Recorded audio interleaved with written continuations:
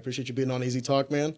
We were just having a discussion about RFK Jr. and politics, geopolitics, state and local politics.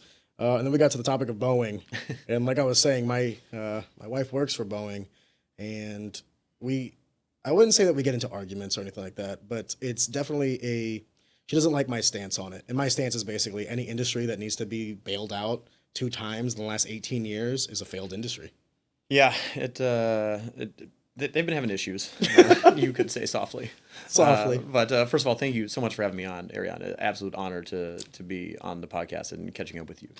It's been a while since we've seen each other, but yeah, the Boeing deal is I don't know. It's that's one of our star flagship companies in the United States, and John Oliver covered a thing on it on HBO a few weeks ago, and he really walked through some of the problems. And boy, it's not good. Is it salvageable? Absolutely. But then it goes back to the thing that I always talk about, like the open market and capitalism, and like the reason why I like it is like the losers will lose, the winners will win. Yeah. And then ultimately the consumer is the one who benefits, right? It's like if I build a better car than you at a cheaper price, then I benefit from the work of my labor and my idea, and I will reap those rewards. And then you, as the consumer, will also benefit from it because now you get a better product at a cheaper price. And that's why capitalism works. That's why we've had unfettered prosperity for the last 200 years, So it's not that I necessarily like hate Boeing or I don't think that they can turn the ship around. But what I am saying is you cannot have a system in place where you're constantly bailing out industries or companies. It's like, well, we need Boeing. Do we? Let's say it goes under. Let's just say, like devil's advocate here. Let's say it goes under and the infrastructure and all the people will then expand. Maybe some will go to Airbus. How many of them will, start their own company and maybe partner with another company? And then how long until you have another Boeing that maybe doesn't necessarily have a lot of the fat in it? And I mean, will it take time? Absolutely. Sure. Is there a part of this is like, national security and you need something in-house because you don't want this technology to actually like go overseas? I get that aspect too. But what you can't do is essentially say like, you can do whatever you want. And because you got so many Department of Defense contracts, you can just like run rampant with whatever bad decision you want to have. I just don't think this is like, I don't think it's healthy. It doesn't seem conducive for a good and positive future. I mean, I won't lie. I was on a flight to Las Vegas a couple weeks ago, and the thought crossed my mind, and immediately I have to shut that thought down because you don't want to think about the door flying off a plane or things catching on fire, and while you're up in the air going 500 miles an hour in a metal tube. So yeah, I mean, obviously I have faith in Boeing. I think they can correct the path here. Again, this is absolutely not my expertise.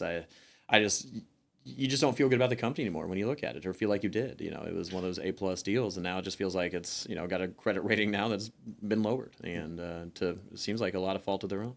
And you're right. I mean, I'm not an aerospace engineer. I couldn't sit here and tell you the nuances of like, well, this is what they need to change and all this stuff. Yeah, all I'm saying is at the macro level, if it's like a child. Yeah. If a child constantly makes the same mistake, and I don't reprimand the child or discipline the child, well then who am I? Like, why would I expect that child to do anything different? It's like if you don't hold some of these people accountable, if you don't, hit them with a fine, hit them with something. I think accountability is the biggest thing. It's in the world all around. I think of when you're looking at our politicians, when you're looking at our corporations, there's just not a lot of accountability. It's just constantly how to pass the buck and save cost is what it feels like to, I think, a lot of people. And, I feel a lot of people, when I talk to them, it's like we've already crossed into this socialist country, but we're socialists for corporations. We're bailing out corporations all the time. And the American people, my dad was a realtor down Lake the Ozarks, and through 2008, there was no one there to help bail him out as a small business owner. And so, granted, it's these things come in cycles, and I wouldn't say that Boeing is in trouble, but they definitely need to do some internal and looking in the mirror. And, some soul searching. Some soul searching is exactly right, and figure out how they can get back on the path and earn the trust of the public. So, and they can. I presume they will. I think accountability is something that's been lacking. But you kind of hit the nail on the head. It's not lacking universally. It's lacking only at the top brass. If you're an entrepreneur and you're, sub $100,000 revenue company and you're making bad decisions, you're going to go under and no one's going to bat an eye to you. Or if you're an employee making, $50,000 a year, you're an entry-level data analyst, let's say, and you mess up one thing and maybe you get fired, no one's going to bat an eye at you either. Yeah. It's it's kind of rough, and you start looking at some of the pessimism for the future in America. And, a part of it is the political aspect. You look at the climate and you think to yourself, like, is this really the best that we have? But a part of it is also the cultural aspect. It's like, what came first? Like, did the politicians get worse because the culture kind of receded? Or did the politicians get worse and then our culture kind of followed suit? I think it's kind of both. I think a big turn point that I saw, or that I feel I felt, was the Citizens United case when corporations were able to start funding politicians. And I remember watching the Colbert Report, in like 2010 or whenever that happened. I was like, that doesn't seem like a good idea, to have corporations just be able to fund unlimited amounts of money and nonprofits into these people. And so that's where I think some of the issues started, or maybe not started, but expanded and grew exponentially to where they are now, where we just feel these two different directions pulling us all the time. And for those that don't know what Citizens United is, it's a piece of legislation I believe passed in 2012 or Yeah, 2011. 2012, Yeah. somewhere around that time. Essentially, so if you give political donations right now to any campaign, I believe you're capped at 3,300 Correct, yeah. for any singular campaign. You can actually give 6,600 if you're also wanting to give to a re-election campaign or the campaign afterwards. You can do that up front. But at an individual level, if me and Greg wanted to give to, I don't know, let's say you wanted to give to Biden and I wanted to give to Trump, we are both individually capped at 3,300. However, if you have, any company whatsoever, or if you just want to get attached to a PAC that's already been established, you have an unlimited amount that you can give to that PAC, because it's not necessarily the way they get around this. Like the legality to it is actually pretty genius. So the campaigns are not in charge of these PACs, and the PACs work autonomously, separate from the campaigns, that they can basically run however they want, any campaign as they want, what have you. So those are super PACs already. Yeah. And then with Citizens United, these PACs can also, in tandem with companies, essentially give money directly to a political campaign, unfettered, no cap. Welcome to America. Yeah, I only learned that recently with RFK. In terms of what you're able to give, and Citizens United. Oh gosh, I totally lost my train of thought on what I was going to say there. No, we can transition to RFK Jr. because that's actually how I first met you. Yeah. But oh gosh, there was something I was going to hang on and say there on RFK and the contributions, but I'm totally drawing a blank on what I was going to say there. But yeah, I mean, they just totally, it just seems to create problems, and that no longer do we feel like a democracy where I feel like I have a say in where our funding goes. It goes wherever they dictate to go. But yeah, to your point, that you and I met at this RFK dinner and this fundraiser last year in August, and he's a guy. I guess I'll step back, and how I came to find RFK was, my mom was a U.S. government world history teacher, so I guess as I've told you is the seeds were planted in me, I guess, at some point for political interest, but I can tell you most of my life I've not been a political person.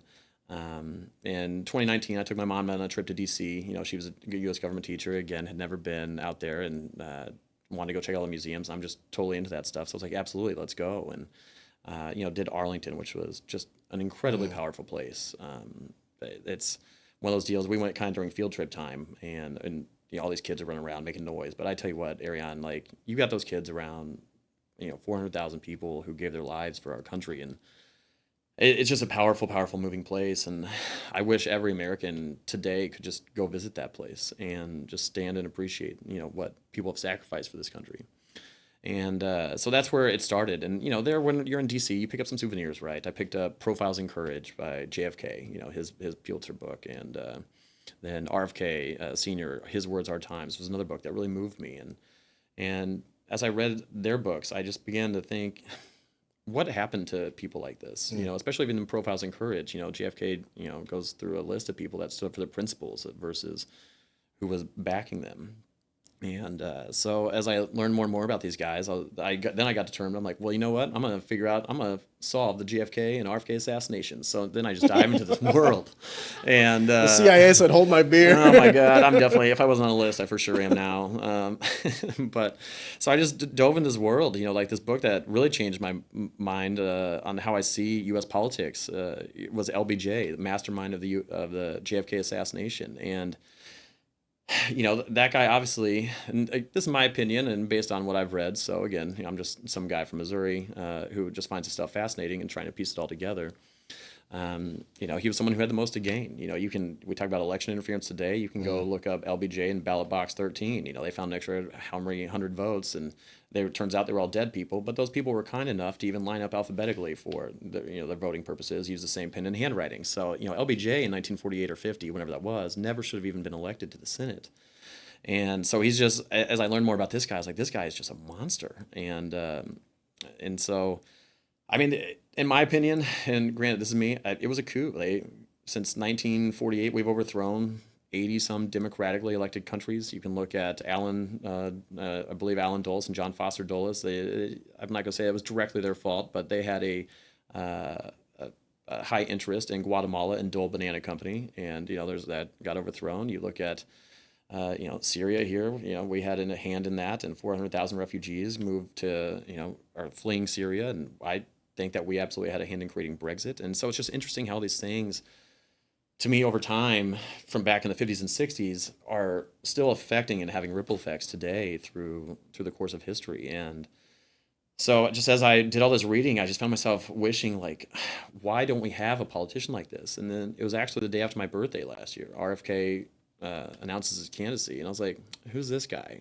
Let's see what he's got to say. And I mean, he's just absolutely captured me. I mean, you talk about corporate capture of these, the FDA, the NIH, the CDC, whatever. I mean, RFK has absolutely captured my heart, and in a way that no politician ever has. I mean, I've never been a political person. I didn't vote for Biden or Trump in the last election. I couldn't do it. I didn't vote for Hillary or Trump in 2016. I voted for Gary Johnson. This red versus blue stuff is a revolving door, and it doesn't seem to be moving us forward. And so I don't know that RFK's perfect. He's a human. He's just a guy. But these conversations I feel like I have are really interesting. I was talking to a buddy. He was a diehard Trump supporter a few years ago, to the point I was like, this guy is the worst. I think he's awful. Having those type of thoughts. He's not really. He's just we had difference of opinion, and everything's so charged these days, right? But now he and I are so politically aligned, it just blows my mind. And he sent me a message the other day. He goes, I guess I'm up together and start trying to persuade people too. And I sent him the clip. I don't know if I'm a big mythology and comic book guy, and so to me, I immediately I don't know why, but I told him when I sent him the clip, I go, well, just heads up, it feels like this moment. And I sent him the clip from Avengers Endgame when Steve Rogers is all out there by himself against the armies of evil and Thanos. And so he stands up and he's beat up and he straps his shield. And it's like, just heads up, man. That's what every day feels like when you talk about this, whether it's a Biden supporter or a Trump supporter. And he was, yeah, that doesn't sound like too much fun. But then, the counterpart of it too is just this week I've had 7 or 8 people reaching out and asking about RFK. Hey, you like him? Why do you like him? And so then all of a sudden it does feel like the next moment, when you hear the on your left and here's Black Panther, here's his friends, whether it's Joe Rogan or, Brett Weinstein, I think, had a great quote about him. He's like the prodigal son come home, and as I've learned and read about RFK Sr., who's really my favorite U.S. politician, it truly feels like we have a chance to change the course of history here in a positive way. And I'm just so tired of voting out of fear of the other side. And I think we just have this moment right now that we actually have the chance to do something different. And, I think Trump, he had his 4 years. I don't think he nailed it. He said he was going to drain the swamp. He didn't. He brought in John Bolton, who's not great. I go on and on about Trump's cabinet. Yeah, of course. I mean, and the turnover in that one, the turnover in Biden's. I mean, it's so. It makes sense that there was turnover, though. Like, Sure. if you're okay, I know that hindsight's 20/20, and I want to unpack. Like you talked about 6 different things in that monologue, For which sure. I love. Don't get me wrong. Yeah, from I'll U.S. jump around on history to the duopoly and what I would call like the uniparty of our politics today. Totally. But with regards to Trump specifically in his cabinet and the turnover, it's like if you would have looked at that from the get-go, the people that he was putting in place, you can't run on draining the swamp and then literally hiring the exact swamp that you said you were going to drain. I think that Trump had an idea of what politics was going to be and what running was going to be, and he was such a good candidate. He's a great marketer. He's brilliant. Whether you dislike him or not, the guy is a machine. Dude, everyone thought that Hillary was going to Yeah. slam dunk it, like, especially when Night we of the could also election. talk about how the Democratic Party subverted Bernie Sanders and his organic Very movement. shady way. Yeah. The DNC is the most corrupt political group I've ever seen in my life. The fact that they have super delegates and they can essentially just choose whatever candidate they want. They didn't even have a we could talk about this later in the conversation. They didn't even have like a process for RFK to even possibly run as a Democrat. And it's like, dude, your family name is basically like posterized for the Democratic Party. This is crazy to me. Regardless, I feel the same way you do with respects to voting for RFK Jr. I often say this, that like if it wasn't for RFK, I would have to vote for Trump, because I just genuinely think that the Democratic Party, and this is coming from a guy, in 2012, I voted for Obama. In 2016, I voted for Trump. And in 2020, I voted for Trump, because I understand why you voted independent. And honestly, I can't fault you. But I also thought to myself, like, this is I don't want to sound hyperbolic, but this is existential. Like, you're choosing between a turd sandwich and a giant, whatever. You need to have candidates to where you feel that even if you lose an election, that the country won't fall because of it. You cannot have an election where you're so partisan and you're so timid and you're so anxious because you think that if the other team wins, quote unquote, that the country is going to go into turmoil. Democrats are worried about Trump winning a re-election because they think that it's going to be, World War III, and he doesn't have the temperament for leadership, even though he's been there for 4 years and, relatively speaking, one of the more peaceful presidents that we've had in our lifetime. Totally. And then the conservatives think that if Biden wins another 4 years, we will literally implode as a nation and create a black hole that will suck in the rest of the earth. And they're probably right. I mean, both sides. But what's crazy to me is, like, when Bush and Gore ran against each other back in 2000, like, there wasn't this like existential crisis when Bush won. I mean, there was a lot of election looking into the election of Florida and trying to count ballots and all these other things, what have you. RFK actually had an award-winning article about election. We'll just say malarkey. In the state of Florida. Yeah. What's crazy that Gore didn't even want to do like a recount of. Yeah, he's just like wanted certain districts or counties. I'm just like, it's kind of interesting. Anyway, yeah, I barely remember that, but I do recall that. Yeah, it was like there was like a lot of things that Gore did in that where it was kind of like everyone around him was like, "What are you doing, dude?" So anyway, I also find RFK Jr. to be extremely refreshing. You were talking about his like his introduction speech, where he was basically saying that I'm going to be running for the presidency of the United States as a Democratic candidate. And when I saw that same speech, I was like, who is this guy? Same. And when I Googled him, the very first book I saw was The Real Anthony Fauci. Yeah. And boy, was that a rabbit hole. Did you order it? Yeah, I bought it. I have 2 copies, one signed from him. Oh, you got it signed? Yeah. I had to. It was, Joe Rogan said it best, where he's like, either RFK Jr. is lying, in which case Anthony Fauci is going to have to sue him for defamation and libel and all these other things, 2,200 sometimes. or he's telling the truth. Which, God forbid, that happens today. Anyway, so that was my introduction to RFK Jr. was actually the real Anthony Fauci in that speech. And I thought to myself, who is this guy? So I started going down the rabbit hole of like his past with litigation of, the who's who of Big Pharma, Monsanto. Big Ag. Essentially any corporation that thought they were untouchable, RFK Jr. is like, hold my Coke. You know what I mean? I love it. When you think about someone who's like fighting for the little man, as cliche as that might sound, you can't find a politician more filling of that role than him. He really is the guy that stands up and fights all these big corporations, all these big industries, all these big lobbying and special interest groups, and says, fuck you. And I gotta love it. You gotta respect him for that. He's in my opinion, he's what I wish Trump was. Yes. He's what I wish Trump was. If he were to run as a Republican, I think he would steamroll. Truly steamroll. The only thing that I hate was that he started running as a Democrat, because I could have told you that he was never going to get the nomination. And now that he's going to be an independent, the problem is it's a 3-horse race. And I don't think the system's in place to actually like facilitate that. Well, it's definitely not there because they've created it to not be there. But to me, where RFK is interesting to me is everyone's just so mad about the other side. And when I just hear this guy talk, his voice isn't great, but I can't stop listening to him. And he's someone that he's like a walking history book. To just be able to shake the hand of the guy that knew his father and uncle. It's without trying to idolize him. He truly is a hero to me. I mean, I don't know. Did you know that he has a mugshot? Yeah.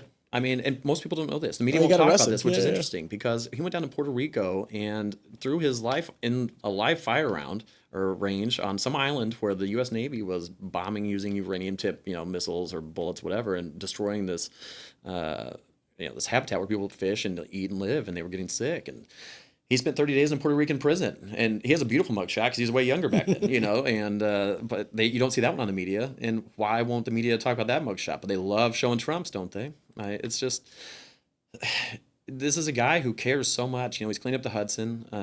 He sued Monsanto into oblivion, which I had a friend's dad pass away from. It turns out to be the Monsanto, the Roundup, the weed Are killer. you serious? Yeah. So, he's like, that's exactly what my father passed away from. And so, Oh my God. talk about just adding more hatred to like these corporations making the Arthur fist, the little meme is, he's someone who, to your point, fights for the little guy. He's currently representing 1,000 families for the Norfolk Southern, in East Palestine, where that train yeah, I was crashed gonna say. and dumped all the chemicals. Now these people are getting sick. So he just, if you want, he was on Ben Shapiro this week. I don't know if you caught that episode. I did catch that episode. Absolutely fantastic. I'm not the biggest Ben Shapiro fan. He's fine, but I think that conversation he had, especially the back half and the final 20, 15 minutes, were absolutely incredible. Can I also say that, like, in the entirety of that interview and all the interviews he does, I think to myself, like, this is a gentleman that actually, like, Obama had a special gift about oratory. He's He great. sounded like a leader. He was Incredible speaker. intelligent. He could articulate his thoughts. And I mean, I did not really appreciate that until you get, a Biden, a Trump. And then- huge. yeah, and then you get an RFK Jr. in here. Like, I understand, like, the physical raspiness of his voice, but like, if you sit down and listen to the actual words that he's saying, I mean, he is on par with the oratory skills, I believe, as like an Obama, where like when he speaks, he speaks with such clairvoyance and wisdom and intelligence. You said that he was kind of like a history book dude. He is one of the smartest people I've ever seen just rattle off U.S. history and facts and studies. incredible. It's insane almost. Like, you're like, dude, this guy, this is what you want. I want to be careful because I don't want to sound like I'm also idolizing him. Yeah. But I feel like there needs to be this sense of passion that you have Yeah. for elected officials. I should feel like the person representing me is better than me. I shouldn't look at my elected officials or the people running this country and think to myself, how did you get this job? Yeah. Who did you have to shake down? Like, what do you know about someone that you're in this position now and that you have more power than you should? When I look at someone like RFK Jr., I'm thinking to myself, like, this is like kind of like the hero we need almost, not, and like that no one really saw coming or was hoping for. But I mean, to think about timing of all of this, could you imagine an election that needed him more? Man, I wish, my only thing I say is I wish we could have happened in 2016, 2020. And, that didn't happen.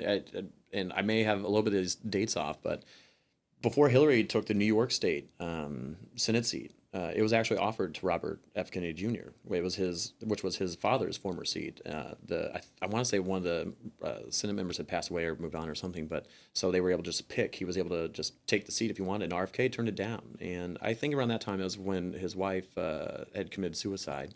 And so he was just going through some heavy stuff, and he just couldn't do it. And Hillary even called RFK and says, "Hey, are you going to run?" And he says no. And he encouraged Hillary to take it, which now we look at that, I'm like, gosh, I kind of wish you wouldn't have. Hey, man, I know you were going through a lot, but boy, we could have used. You could have taken one for the team. Man, his voice, is again, it's not great, but his heart and what he says. When I listen to him, I feel like I'm listening to like someone like my dad or someone that just has a heart that cares for others, that's intelligent. You can see the passion in, that he's not, and he's a guy, just talk about a class act. I mean, he doesn't attack Trump. He doesn't attack Biden. All he ever attacks is their policies. I mean, just listening to him on those aspects. I also think love. that a part of that is like the political game. For sure. Because like that's the other part of it is like, I see a lot of the moves that he makes. And I go, this is a calculated individual. I mean, like he sees the vitriol, the back and forth partisanship, and to be the neutral one in the room, the adult in the room while the kids are yelling at each other.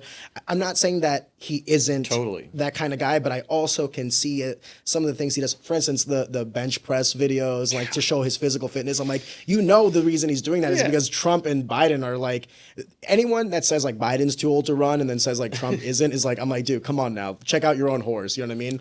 See, again, coming back to accountability, right? If everybody would just reel in their own side, if Democrats could reel in their own side and Republicans could reel in their own side, I think we could have some really good candidates. But it's just been this, to your point, when you met some of these people, you're just like, who, how, why are you here? Yeah.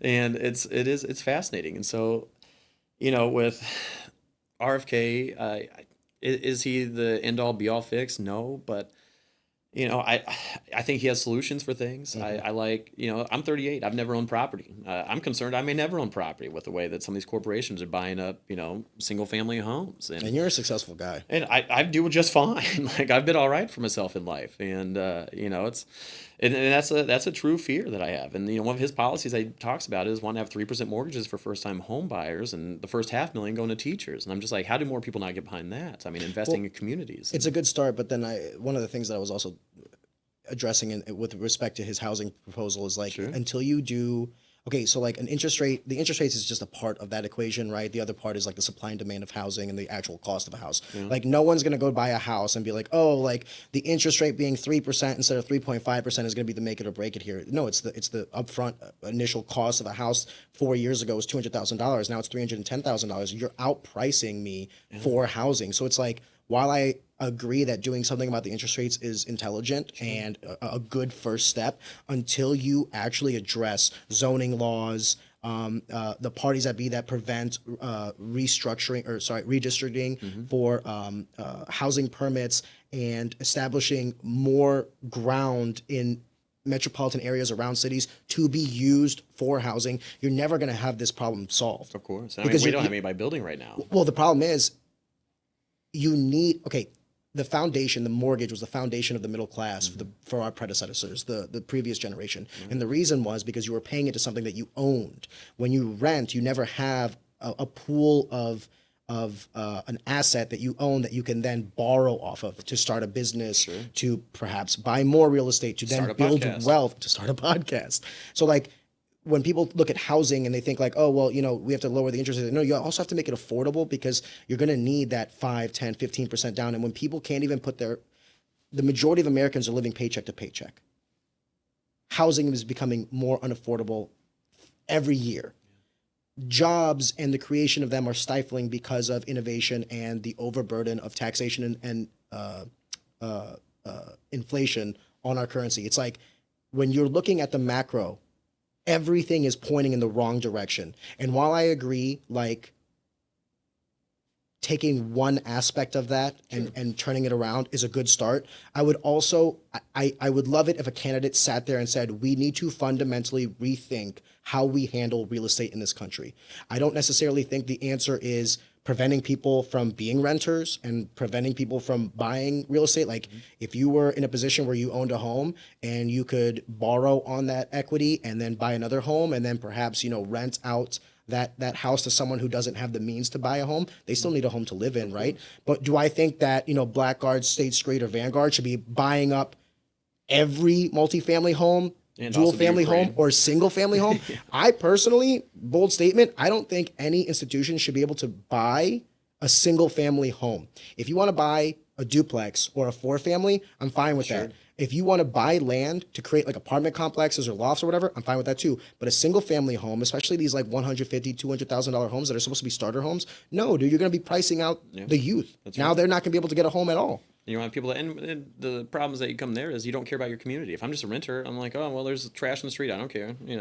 When you have a yard, you want to take care of it. You have an HOA. There's neighbors. You have a community. And inside my apartments, I've lived in Kansas City, St. Louis, Denver. I just move on I-70 for some reason. I can't go vertical. But you meet your neighbors a little bit, but as soon as the lease is up, you don't have connection to those people as much anymore, and that's unfortunate. But when you buy into a neighborhood, I mean, you're there. You're looking to raise kids there. take your kids to school. You want those good communities. And so, again, that's just one thing I like that he suggests. And he just brings ideas at least. And I'm not going to Yes. say they're all perfect. I just, when he talks about the Ukraine war, that's the other thing BlackRock, State Street, all those guys are buying up. They're buying up all that farmland over there so they can loan it back to the Ukrainians. I mean, again, he's just talking about things that the other two don't talk about. The other two just talk about how much they don't like each other, is how I feel. And Did you know that they're already drafting up documents to? I saw an article today that said like State Street is already drafting up documents to present to the Ukrainian government for rebuilding efforts because they want to be the first ones to bid on these contracts. Well, And it's of just course like, they are would you be. kidding me? And this, and you listen to RFK talk about the Ukraine war, and I think he goes really deep into it with Ben Shapiro. And if you don't like Ben Shapiro, and if Personally, I'm not a fan, but well, and what I would tell people too is if you don't like RFK, then Ben Shapiro's kind of against RFK. Go sit on Ben Shapiro's side of the table and let him argue and debate with RFK for you, and listen to what he has to say. Sometimes it's not necessarily it doesn't mean you're on the Ben Shapiro side, but you might have questions that he has for RFK, and they go deep into it. His whole solution is that he believes that Putin has wanted to come to a ceasefire and figure this thing out. He's tried to get an exit ramp many times, and we just won't allow it. And this war started February 22, April 22. Greg, not just won't allow it, we subvert it. I know. We sent Boris Johnson over there to basically squash all the peace negotiations before the war actually truly started. That was exactly right. In April 2022 there is when we sent him over there. And, Victoria Nuland, she's run the State Department. She just got fired. You want to talk about a terrifying lady, in my opinion. Jeez. She orchestrated the whole thing. I mean, she handpicked, these ultra right wing nationalists to be next to Zelensky, and they say that could be part of the problem of where he flipped, because he ran on signing the Minsk Accords, which were agreed upon by the UK, France, Germany, Russia. And the whole reason this invasion happened is because of NATO. We keep expanding NATO. You go back to the 90s with James Baker, and he told Khrushchev, we will not move NATO 1 inch to the east. And granted, you can debate whether that was in writing, whether it was said, but it seems pretty apparent and documented that some conversation did happen that we would not expand NATO. And here we are. I mean, all we've done is expanded 1,000 miles to the east. And I don't know what the end goal is, because either Ukraine is going to collapse as a nation, and then Russia will have to essentially occupy that territory, which then puts him on the border with NATO countries, or Ukraine wins somehow miraculously through all metrics of war that don't make any sense to me, because they have no industrial base. We basically propagate them with the dollar, but they don't even have the military personnel now. I mean, the conscripts they have fighting in that war are average age of 50, which is absolute insanity. Insane. I mean, you can't just throw money at this war and expect them to win. So either you're going to implode the nation because all the young men are going to leave, subsequently all the women will leave as well. So you're going to have an aging population that's dying on the front lines. What is going to be left afterwards? So regardless of but here's the thing though, regardless of that, Russia does not want to be on the border with NATO countries. And if NATO is truly intelligent, you know why that is? It's because every time we add a NATO country, that country has to spend $1.2 trillion to upgrade their weapon systems and put our nukes right on their border. I don't know about the 1.2 trillion, but I do know that they do have to essentially upgrade all their equipment to NATO standards. And what is NATO standards? Not Essex, cheap. Boeing, Lockheed Martin. Not cheap. Yeah, and mostly American companies. Yeah, I mean, Putin was pulling troops out of Kiev. At this time when they were going to sign the Minsk Accords, and that's when again we went and subverted it, and it blew up the whole deal. So now this war has to keep going, and so it's so unfortunate. This war could be stopped, and granted, is Ukraine going to have to give up the Donbass and the Lugansk, territories? Probably. Are they going to have to give up Crimea? The reason, Ukraine's been invaded 3 times over the course of its history, and it always happens. Russia has been invaded 3 times through Ukraine over the course of its history. They really wanted it to just be neutral, and we have forced They wanted a natural border between them and their enemies. Yeah, so that's why Putin, he has the Kremlin, he has the backing of his people, because what was our reaction in the 60s with JFK when they tried to put nukes on Cuba? Yeah. What did we do? We freaked out. Thank God we had him as president. I mean, yeah. Because when you look back at those documents and the conversations that were had, everybody around him, the Secretary of the Joint Chiefs of Staff, were basically telling him to they were basically telling him to bomb everything. Get rid of them. We can't have Nuke this. them first. And then what did JFK do? He called and just said, "Let's have a conversation. Yeah. What are you doing here?" And within the process of it was 16 hours. That was the Cuban Missile Crisis, where essentially everybody in America was like, "Okay, do we get in our bunkers now? This is DEFCON 5, right?" Well, and that's where, I'm halfway through reading the Kennedy Khrushchev letters right now. It's a really fascinating book. And, these are two guys, they were both surrounded by war hawks. Kennedy had his cabinet. They were both trapped and, they wanted this war to happen. And they were determined to get us to invade Cuba to the point of, you look up like Operation Northwoods. I don't know what you know about that, but the Joint Chiefs of Staff had signed off all the way up to the top of except for JFK, on a full invasion. Yeah, on a full that they invasion. were going to set off bombs in U.S. cities and blow up a U.S. airliner and blame it on Cuba to get the backing of the American people to invade Cuba.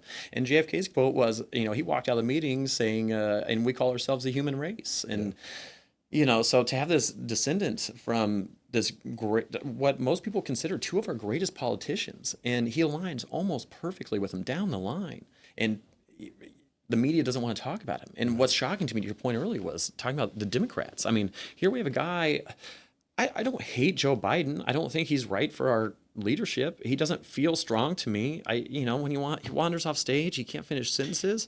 I feel bad for him. I don't hate him. I just don't. I feel he's also the perfect puppet for people to pull on. If you had a grandfather that was acting like this, you could probably get all the cookies out of the cookie jar you wanted, right? Hey, Grandpa, what's that over there? And that's how it feels. If you saw Joe Biden driving on the road, you would be like, whoa, everybody watch out. Sure. We're letting him drive the country. And you kind of hit on the point of like, you kind of feel bad for him. I don't dislike Joe Biden either. I just think he's an old guy who's being used. I think the puppet masters at play are using him to getting the most buck for their most value for their dollar. You know what I mean? It's insanity. And by the way, I don't necessarily think that Trump is going to be much better. Not that sense that he's like a puppet, but like I just don't think he's a true statesman. Like when he had his first 4 years, he didn't shake up the foundation of these three-letter agencies. He trusted in them. I mean, say what you want about how he handled COVID. I mean, he was the one who wanted the stimulus checks to have his name on it.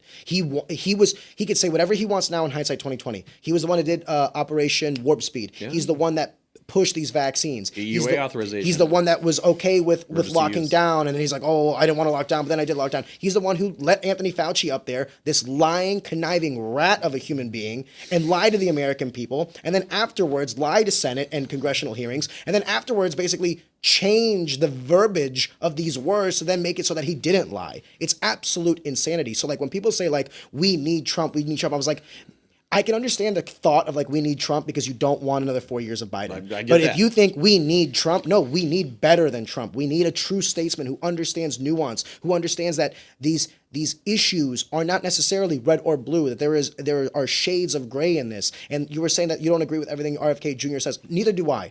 But the majority of what he says, I can at least understand. I can go, hey, I can understand how you've derived to this point.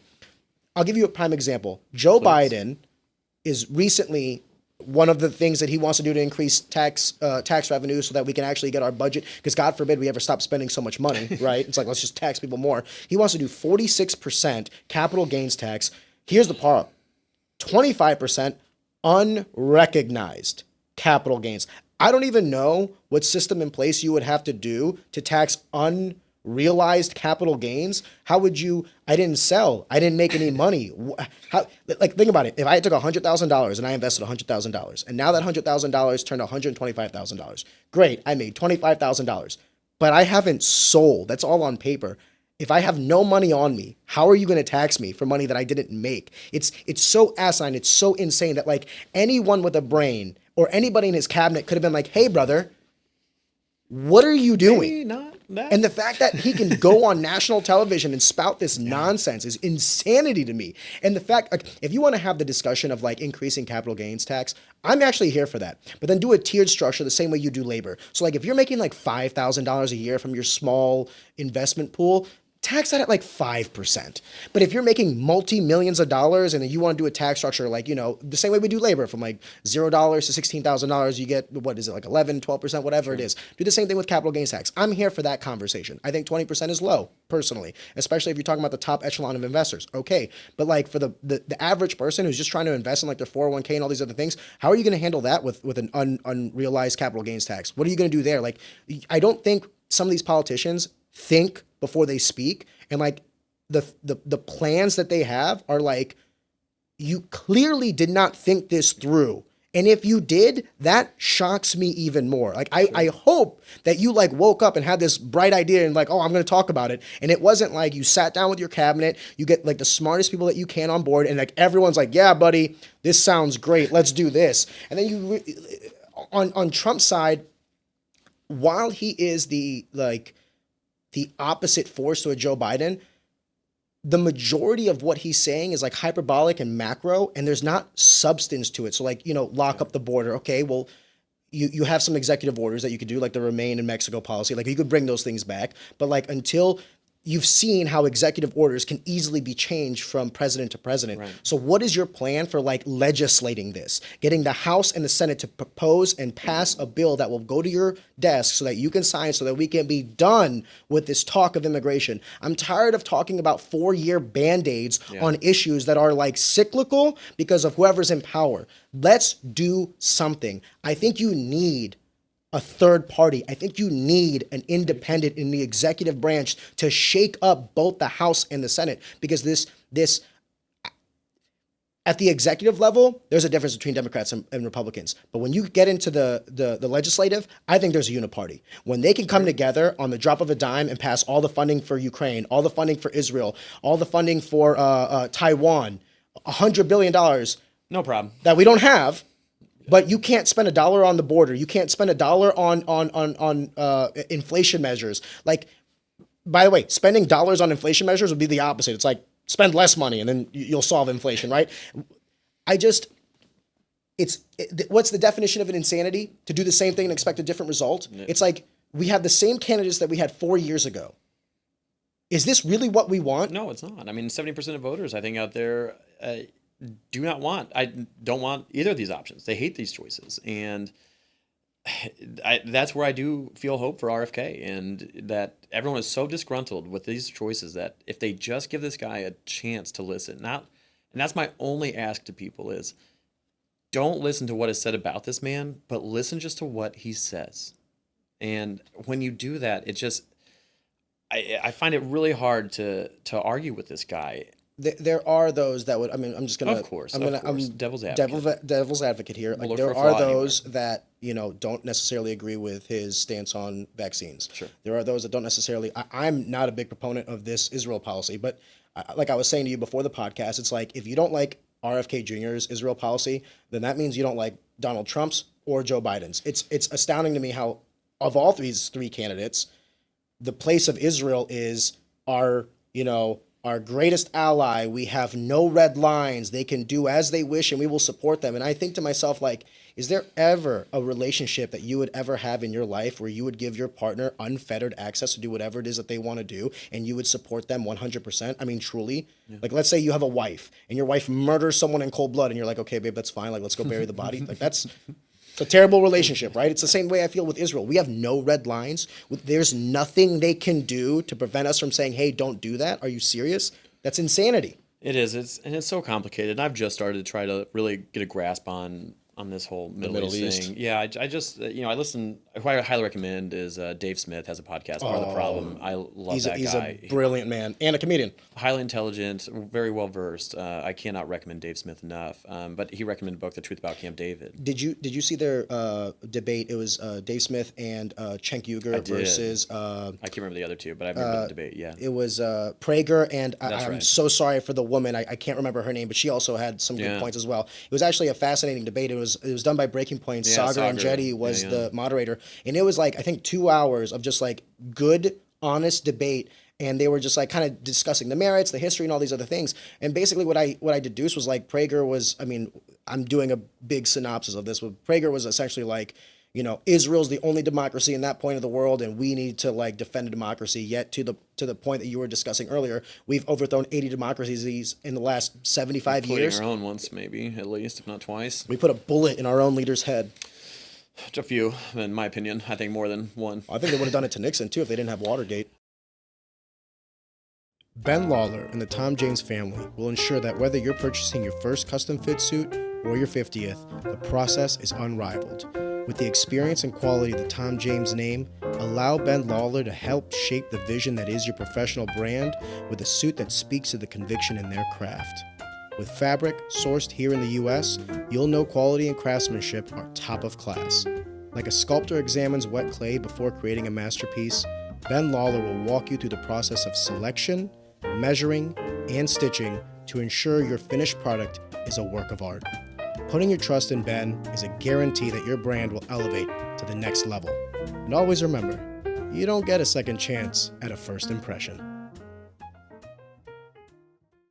I've just started diving into that. I'm just trying to wrap up the 60s, move on to the 70s. I'm trying to catch up to today, but it's taking me time. I'm a very slow reader, one of the jokes I make about RFK all the time is, well, he had the chance to be Batman. His parents were murdered, and instead he decided to be a heroin addict, and, which is a lot like being Batman in some ways, and probably less harmful to others. He doesn't beat up random people. But what do you think about that when he talks about the drug use? Do you think that's man, I love that so much because it makes him human. We talk about not trying to idolize him. I mean, he's a flawed man. Like, his dad was obviously assassinated on national TV. So if you're going to develop a heroin problem, I guess I'll give you that excuse. Could you imagine your father just won the nomination of your party? Of the most urban and the most rural states the same day. And as he's walking off his acceptance speech of the nomination, or not an acceptance speech, but it was on their way to they were going to the Chicago DNC. Correct. On the Chicago, yeah. As he leaves the stage, gets shot. I mean, the cameras hadn't even turned off. If you watch that speech in its entirety, the cameras were still playing. The news anchors were just talking about commentary, and it's like, oh, something's happening. RFK just got shot. Highly recommend, if you have Netflix, Bobby Kennedy for President. Not about RFK Jr., but about his dad. It's a 4-part series.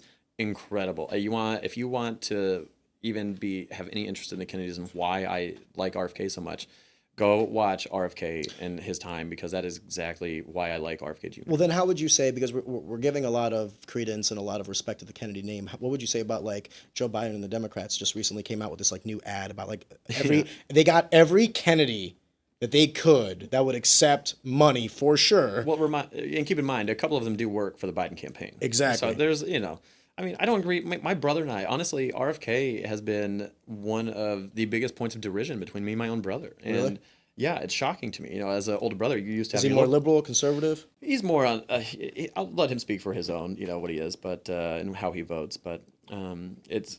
What's when you say like it's very divisive? Like what is the? I mean, I can't talk to him about it. If I bring up RFK, I mean, it's contentious. He doesn't want to talk about it. And really. Yeah, I think specifically where it comes from is the book, The Real Anthony Fauci. And keep in mind, I'm a lot to be in a relationship with or a friend with, because when I have something in my mind, I'm going to tell you whether you want to hear it or not. And I like you already.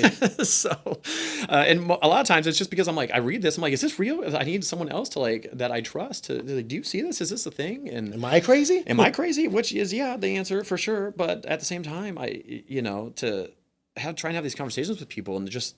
Not even the reluctance to look, but the absolute resistance. I mean, I've sent out 20 copies of The Real Anthony Fauci to people, and I don't know that every person has read the book cover to cover. If they did, they would call you. I can, and here's the deal, Ariane. I can tell you who read it, because they do call, or they text, and they go, oh my God. The text I got from Buddy goes, I feel like I've been living in the Matrix, and I literally just took a pill, and the whole world is completely different than what I thought. I mean...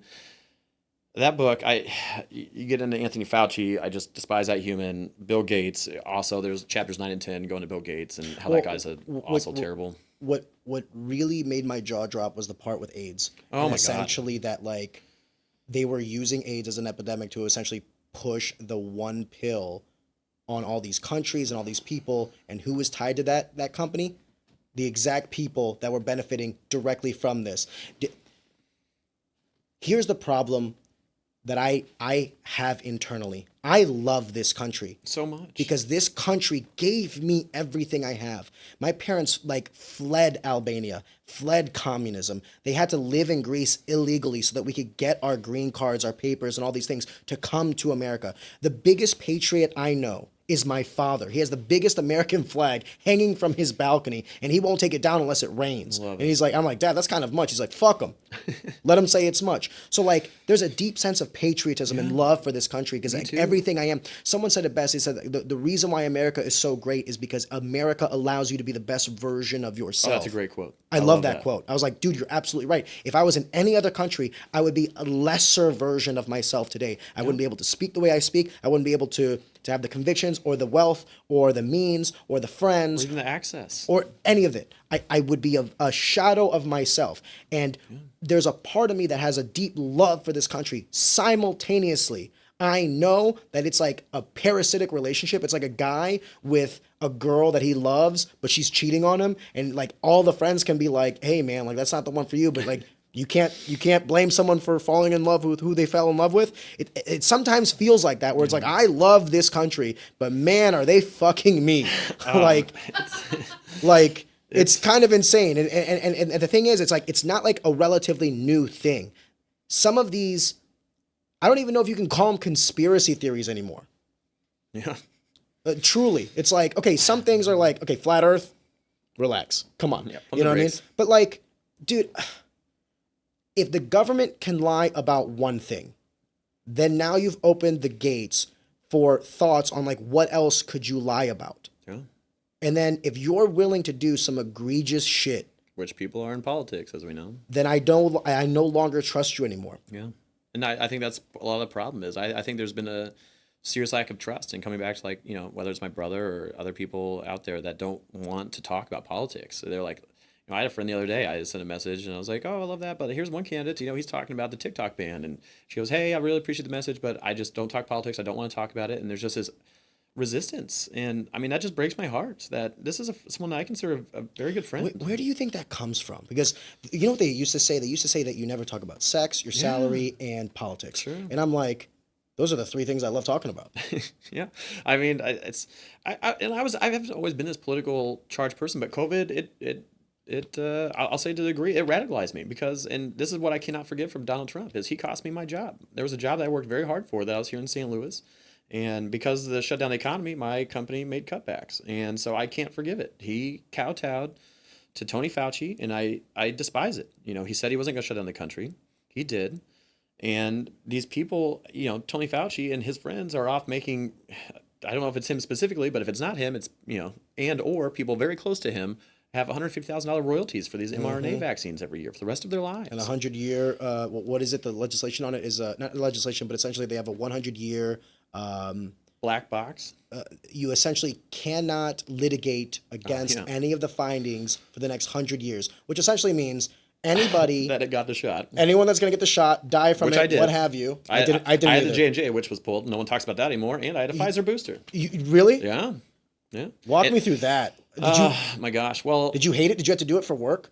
yeah, I did. That's actually one thing that I will never forgive Joe Biden for. Sure. When he sat there Totally. in his first year in office and was trying to compel these companies. Wasn't it like anybody with over 5,000 employees or something like that? Or there was some threshold, but I don't remember what it was. yeah, there was like some threshold, and like they basically carried it all the way until October of that year. And I remember my buddy Chris got the boost, like he got the shot, and I believe they tried to get him to get the booster, but he held off. But he got the shot because he wanted to keep his job.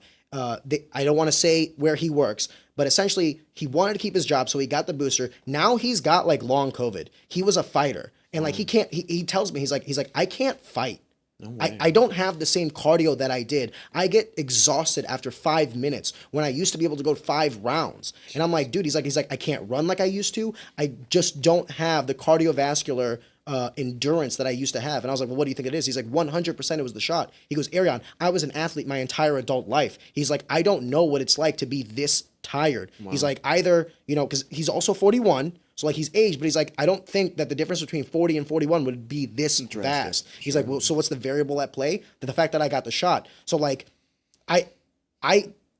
I would agree with you that COVID also radicalized me, because never, when my father used to talk, like I remember when I voted for Obama and my dad was like very against the Democrats. And I was like, Dad, how could you be against the Democrats? Like, look at all these things that they're trying to do. I mean, like Obama's trying to like, you know, raise the minimum wage and all these other things. Like, why wouldn't you be for that? And my dad was like, this is how it started. These were the things that were said before communism. That you know, there's the haves and the have-nots, that these people are exploiting and using these people, and then before you know it, you give power to the people that want it most and should never have it, and then we have to flee the country and run to America. And then when I saw COVID happen and that the country shut down for I'm sure there are those, I have family members that died from COVID. Okay, same. So And utmost respect to all my healthcare worker friends. I know they were fighting the good fight, and they went through hell. They did. And I don't want to dilute the importance of that moment in history, but what I also don't want to do is expand it more than it should be. We should have never locked down. And that's not hindsight. That's like that was the common thought, was that you wanted herd immunity, that you wanted to, if you're young and healthy, like exercise more, get some sun, get a better diet, all these other things. The fact that we went against all pre-registered science and just made it up as we went, when I saw that happening in real time, I thought to myself, they have no problem lying straight to my face and causing unnecessary deaths. What else are they capable of? You shut down the world economy. Yeah. I mean, the Wuhan cover-up is one of those, another fascinating book that you want to know how it happens. I mean, RFK details it in We funded in his it. book. We funded it through the USAID. By the way, and we're NIH. still funding it. Yeah, that's exactly right. We have not stopped. I mean, that was, I think I saw an article today that some new lab is messing with the bird flus again, and it's like, oh, this might not be good. And I'm like, do these scientists like that are in AI and just science in general, have they never seen the first Jurassic Park or Terminator? Like, just because you should doesn't mean just because you could doesn't mean you should, right? Yeah. Like, just slow down. Like, the other night I was watching NBC News with mom and dad. As they like to watch the evening news still. And there's this guy on AI, and one of the guys they were interviewing is a guy's probably like our age and in the tech industry and all excited about AI. And then the interviewer goes, well, how do you think this is going to affect, jobs in the future? He's like, well, we're just really excited about what it can do. I'm like, you didn't answer the question. Yeah. Like, dude, like, you guys are just so excited to see what you can do that you're not thinking of the consequences. And it seems like we're rushing to this, Elon came out and said by 2030, AI will be smarter than every human out there. And it's already lying to us. It's already doing things that I'm not even totally convinced that AI hasn't already been unleashed. And maybe that's some of the problem. Like, why does Bill Gates, for example, need to take $20 billion? The difference between a million seconds and a billion seconds. A million seconds is a week and a half, like 10, 11 days. A billion seconds is 31 years.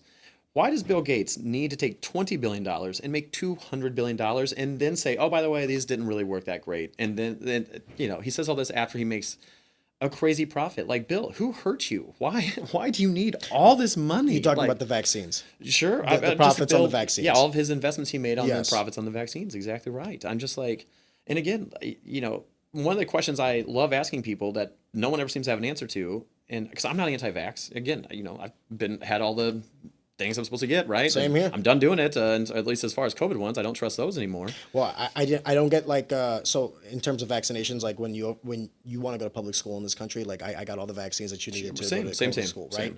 But like I've never got the flu vaccine. I never got like your annual flu vaccine. I never got the COVID vaccine, and I was lucky. I'm so jealous. Well, I was lucky enough to work for an employer who was like, let them come after us. Yeah, let them do it. God bless that man. Man, how fortunate. I mean, it's just. To me, the intention was good. That I had friends. I had a friend that worked on the Johnson & Johnson vaccine, and I have two buddies who work for Pfizer here in St. Louis. Yeah, and I know that there are good people in these industries, just like there are good people in healthcare, like there are good people in the government. But we had the wrong people at the wrong fulcrum points, and Anthony Fauci has delved all this money to the wrong directions. They've stopped doing science. I mean. The Congress will not allow the NIH to study the cause of mass shootings, which if you look at the increase of SSRIs, and going back to the question I like to ask people, is why was it in 1986 that Congress passed the National Childhood Vaccine Injury Act that eliminated any and all liability for any vaccine or vaccine manufacturer? Wasn't that Reagan?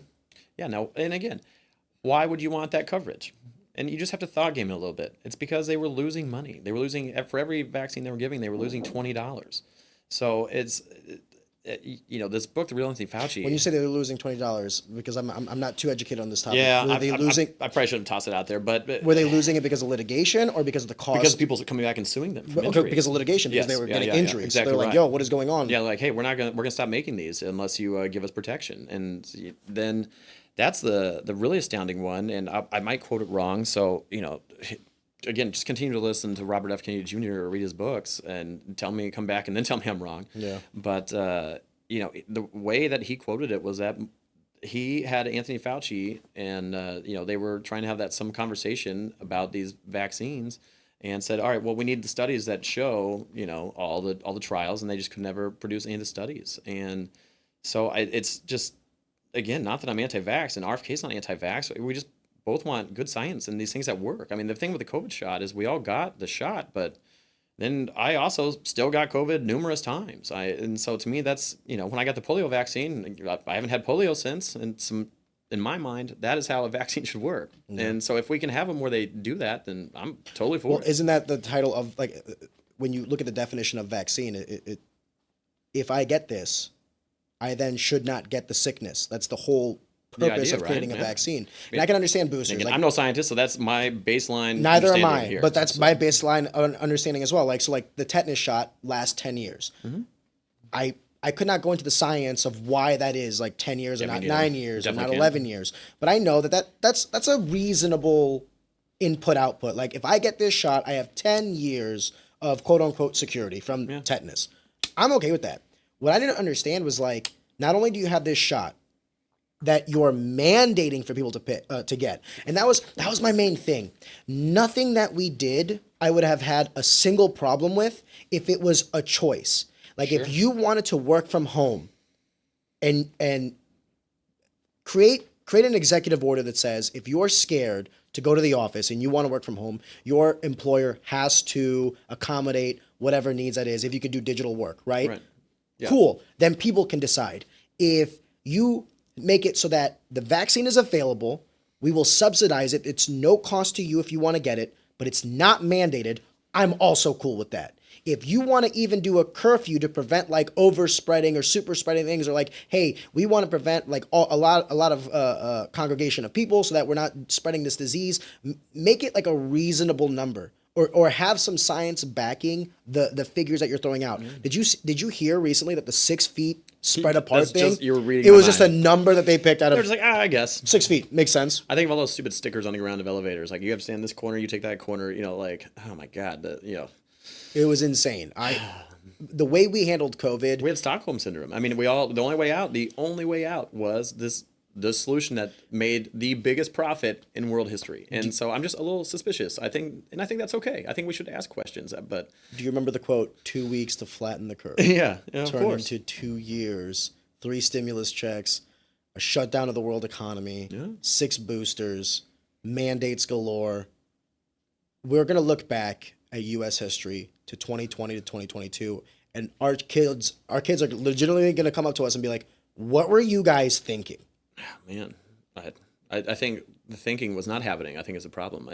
There's almost an aversion. There's some quote I saw recently, and I can't remember who to attribute it to, but there's an aversion to critical thinking in the United States right now. And people don't want to try to piece this together. I have so many people that just don't want to talk about COVID. They just want, maybe it's just the fact that I love comic books and superheroes. I love justice, and I need to see these people come to justice for what, I lost my job, right? And so I want a little payback there. I just want these guys to have some animosity towards it? Of course, yeah. I know I do. Oh, I mean, yeah, obviously it's, no doubt my girlfriend is absolutely, so delighted I'm here talking to you instead of her. She's ready for a break. I've just talked her ear off. So I will never forget the people that ostracized me from groups, and I will never forget the people that told me that like I was a conspiracy theorist and all these other things, because I wasn't willing to like go with the status quo. I was like, none of this makes sense to me. And until you can articulate, until you can sit down and explain to me why you're making the decisions you're making to force me to live my life the way you're trying to persuade me to do. Sure. When you have to force me instead of persuade me, that means that there's an incentive at place. Because if this was truly the right thing to do, if this was truly in my best interest, then you should be able to easily persuade me. The minority will be the ones that don't want to do it. Like the people that are fringe, the people that are like, not critical thinkers, or maybe just like have a deep distrust of the government. But that would be like the vast minority of the cases, right? When you have like a schism, a true rupture in the U.S. population between those that will accommodate and those that won't, to the point where you have to go to the way people make their living and force them into it. I will never forgive these people for that. I never thought I would see that in America. Yeah. I never thought I would see that in America. And now that I have, there is a part of me that will forever, like, before COVID, I don't know if the word I want to use is radical, but I was a lot more susceptible to what I read and what I saw from the mainstream media. Why would CNN lie to me? You know what I mean? Like Fox News is obviously the conservative viewpoint. CNN is obviously the liberal. The truth is somewhere in the middle. Sure. But what I never thought I would get was like truly bold-faced lied straight to my face to. Yeah, I mean, honestly, as I've read about going back to the Kennedy assassination, we've been lied, I feel like, since then. You know, you can go back to some of that. I mean, when you read the Warren Commission, it's just totally bogus to me. And you go back to talking about the politicians lying. I mean, going up into, JFK's assassination, 30 days in October before he was assassinated, he signed National Security Memorandum 263, which was going to unwind the 15,000 troops that were stationed in Vietnam currently, and taking out 1,000 every month for the next 15 months. Well, 3 weeks later, he's assassinated. By a lone gunman from an angle that should be impossible at a range that makes no sense. Yeah, and the Secret Service was told to like back off, and like you could even see in the footage that some of the Secret Service members were obviously not in the loop, and they're like, "Why am I being told to back off?" Yeah, you can see that in the footage. You can look and the two shots that happened that you could easily see in the footage, one from the back, one from the front. I mean, over 40 witnesses attest to hearing 5 the fact to 10 that shots. All the documents are still classified, even though no one from that incident is alive anymore. Why would they want those classified? That's so strange. It's and it's crazy to me that Biden and Trump both never. And that's scary and interesting. I mean, I just have to know why. This picks at me every single day is why they won't release these records. And the best I can figure is LBJ was on his way to jail. And when you go look, there was a Copman allotment scheme that he was a part of in Texas. And it had been uncovered by a Marshal Clint Peoples. And these guys weren't backing down. And Clint Peoples and Henry Marshall was I think, U.S. agriculture officer that was in charge of this part of Texas at the time. And Henry Marshall was suicided. I don't know how you want to say it, but he was found. He was unalived. Yeah, he was unalived. Yeah, I guess we have to avoid some of these words on I really the don't YouTubes. Care. But his body was found like beaten. His I think an eyeball was like hanging off its socket, and then ultimately he was shot 5 times in the chest with a bolt action rifle, but was ruled as suicide. So it's just like I don't know that doesn't add up, and so LBJ absolutely I feel had the most to gain, and I despise him, and I despise the deep state. The Alan Dulles, the Bill Harveys. Having Alan Dulles on the Warren Commission, closing doors and saying, no, let's not look over here. No, let's not look over here. I mean, it's just such blatant control of a narrative and lying to the nation. They put so much information on that Warren Commission that it's almost overwhelming for people to be like, well, they must have covered it. I think a lot of people look at that and they're like, well, that's a lot of books and volumes, so they must have got every detail, but they left so much out. I mean, how Oswald was absolutely a CIA asset. He was stationed on an Air Force base in Japan and, brought back. And I don't think Oswald did the kill shot. I think Oswald, he was absolutely a patsy, and he was a ploy that had been moved around and, moved to Russia. And, when you look into it in the LBJ Mastermind book, which I highly recommend the audiobook as well. I listen to it all the time. But, the other really interesting part is that story is in the 6th floor of the school book depository, which I finally visited for the first time here this past year.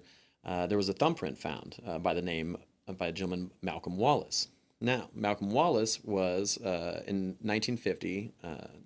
He's LBJ's hitman, is what he was, if you want to call it what it is.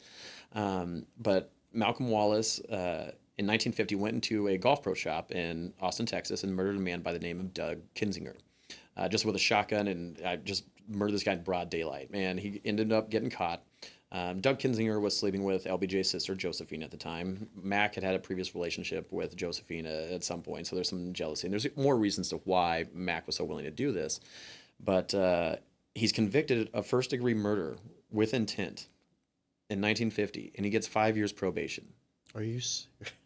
Yeah, because the judge, it was a fix. The judge went to college with LBJ, and LBJ says, I got called my chips, and I think it was a quote somewhere in the book, but, and so, I mean, here they get off a guy who committed the first-degree murder. Now, here's where it gets interesting. That guy's thumbprint, it takes 8 points to verify someone's thumbprint, to my understanding, to say that you were somewhere, you touched something. one of the top, I don't know what you call what that career is that identifies Forensic analysis? Forensic analysis, yeah. One of the top forensic analysis in the country found 30 plus points of contact that matched Malcolm Wallace's thumbprint, and that thumbprint was found in the school book depository on the 6th floor. Just a little side note there, that is overlaid and overlooked and missed by most of the American public. Extrapolate on that. 6th floor of what? The school book depository, that where the shots were fired from by Oswald, in air quotes, right? So, and then there's of course 3 bullet casings found on the floor, and that's where the Warren Commission says there has to be 3 shots.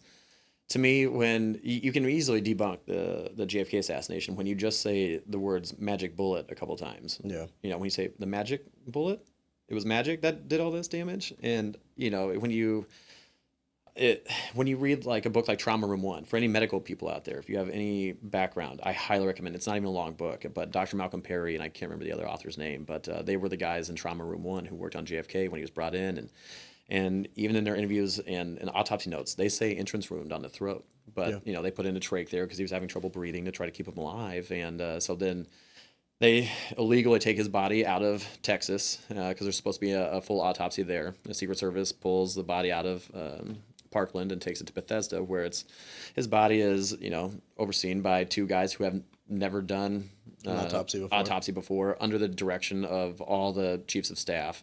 And so anywhere you look into that JFK assassination, there's just malarkey. And then you get into RFK, and you want to talk about a weird one there. Bobby Kennedy, when he was assassinated in the kitchen, as we talked about earlier, I believe the guy that did it was Eugene Thane Caesar, the security guard that was walking Bobby through the kitchen. Because Sirhan, while still in jail, go ahead. No. I'm going to let you finish, but I've also heard this. But yeah, so Sirhan, is in prison to this day still for the assassination of Robert F. Kennedy. Well, when you go look at that scenario, every witness in there attests that Sirhan fired from me to you, dead on. The bullet that killed RFK, he was hit 3 times. Every bullet was accounted for. Sirhan had a 22 revolver with 8 shots. All those 8 shots are accounted for. The first shot hit Paul Schrade in the head, another one door jammed, another one hit another lady. None of Sirhan's bullets hit RFK. And there's the reason that we know this is they brought in Dr. Noguchi because after the JFK debacle and assassination, there was all this, they needed conspiracy. a third party analysis. Super legit. So they call Bobby Kennedy's autopsy the perfect autopsy. So Dr. Noguchi comes in, and as he examines the body, there are on the bullet holes where RFK was hit 3 times. I think one went through the shoulder pad, one hit him here, and the ultimate one hit him behind the head, the jugular. Yeah. And so with those bullets, they found the burn marks, that it was a point blank shot. So that tells you it wasn't Sirhan from here. It was someone next to him. And Eugene Thane Caesar, you can look into his background a little bit, lives in the Philippines now, I believe. I don't know if he's still alive, but it's just really fascinating because his gun was never checked. He says he pulled his gun, but he didn't shoot. I mean, RFK, Senior, he's holding the clip-on tie of Eugene Thane Caesar, and he, if I recall, he had a government job and was the week before hired to this security company. And he's the guy that drags RFK into a maelstrom. And here's the other thing. So Sirhan fires his 8 shots. There's 5 more shots fired that are all accounted for, if I get my numbers right. So I believe there's 13 shots that were fired in that kitchen. Sirhan only had 8. So we know that there was a conspiracy. There had to have been another gunman. There had to have been another gunman there. And to me, the fact that the Biden administration, based on those 2 things alone, JFK and RFK, has declined, 5 times now? Secret Service? 7? Oh my God. They have declined him 7 times. RFK Jr., Secret Service protection. If there's any candidate in political history, what does it tell you they want to happen? To me, they are hoping the same thing happens to him. I mean, they've already had a couple incidents where these people have come after him. Well, the argument could be made that if this conspiracy is true, let's just say, Sure. and that it was the CIA and it was these 3-letter agencies. And I don't blame the CIA. There are bad actors, again, in every pocket, right? So of course, I don't we're want to blanket generalizing. statement I'm not saying that anybody in the FBI or the CIA 29,000 employees CIA, there's a lot of good ones. I actually know a gentleman that went up through law enforcement and now actually currently works for the FBI. And one of when I say nicest, one of the most respectable men that you could ever if he ever wanted to run for office, he would have my vote. Like he's a genuinely good moral character. Like he's the kind of guy that you would want in that institution. But what I was trying to say is if the conspiracy theories are true, and that this was not happenstance, this was not an accident, it was orchestrated, then the idea that just denying RFK Jr. Secret Service protection for this election, it doesn't make much sense to then think that this would somehow take care, like this problem would take care of itself, kind of thing. If that's the idea that you're essentially what you're saying that's is what I'm alluding to. You know, yeah, you're saying we're gonna decline. Well, RFK actually has like a better synopsis of it. What he's trying to say is it's not that he's necessarily, I mean, I'm sure there's a part of him that is like not, I wouldn't say worried, but cognizant of the Sure, threats, the danger that he's but the notion that RFK Jr. is more or less saying is that it's a way to kind of subvert and attack him financially, because now course. he's got to pick up the bill for his own private security, and it's hundreds of thousands of dollars annual, so it's like, if not into the millions, so it's like it's not necessarily a ploy to try to get a political opponent. And it would legitimize him if they gave him Secret Service. But here's the thing, though. I would also make the argument that they wouldn't want him, because, like, okay, let's just say, argument's sake, that something does happen to RFK Jr. Then you can directly tie that blood to Joe Biden and declining Secret Service protection for him. So, like, I don't necessarily think that the administration would want anything to happen to him either, because that's just a bad look on them. You know what I mean? I think fair. what they're really doing, I'm trying to make him spend his money. I'm just trying to think logically. You're right. I probably go a little dark there. Well, I mean, okay, possibly, you know what I mean? But I'm just trying to think, like, okay, if you I'm just going based on family history. Yeah. It's not great. Right, not wrong. And history has a way of repeating itself. But I'm just looking at this objectively, like, if the goal is to win the election, which I do think the Democratic Party wants, I wouldn't necessarily think that you would want any blood on your hands. And if anything does happen to RFK Jr., you can directly tie those actions to the inaction that the Biden administration did by not allowing Secret Service protection. We apparently have money for everything else, but we can't protect our political candidates. Isn't that amazing? Isn't that amazing? It is interesting to me how all that works out. To me, I don't know this. I just feel, again, coming back to the way we started, is we've got such an opportunity here to do something different, and that excites me. I've never been politically excited person. You know, I voted for Obama when I was in 2008. You know, the hope and change. I absolutely bought in. Like, that's a powerful message. Yeah.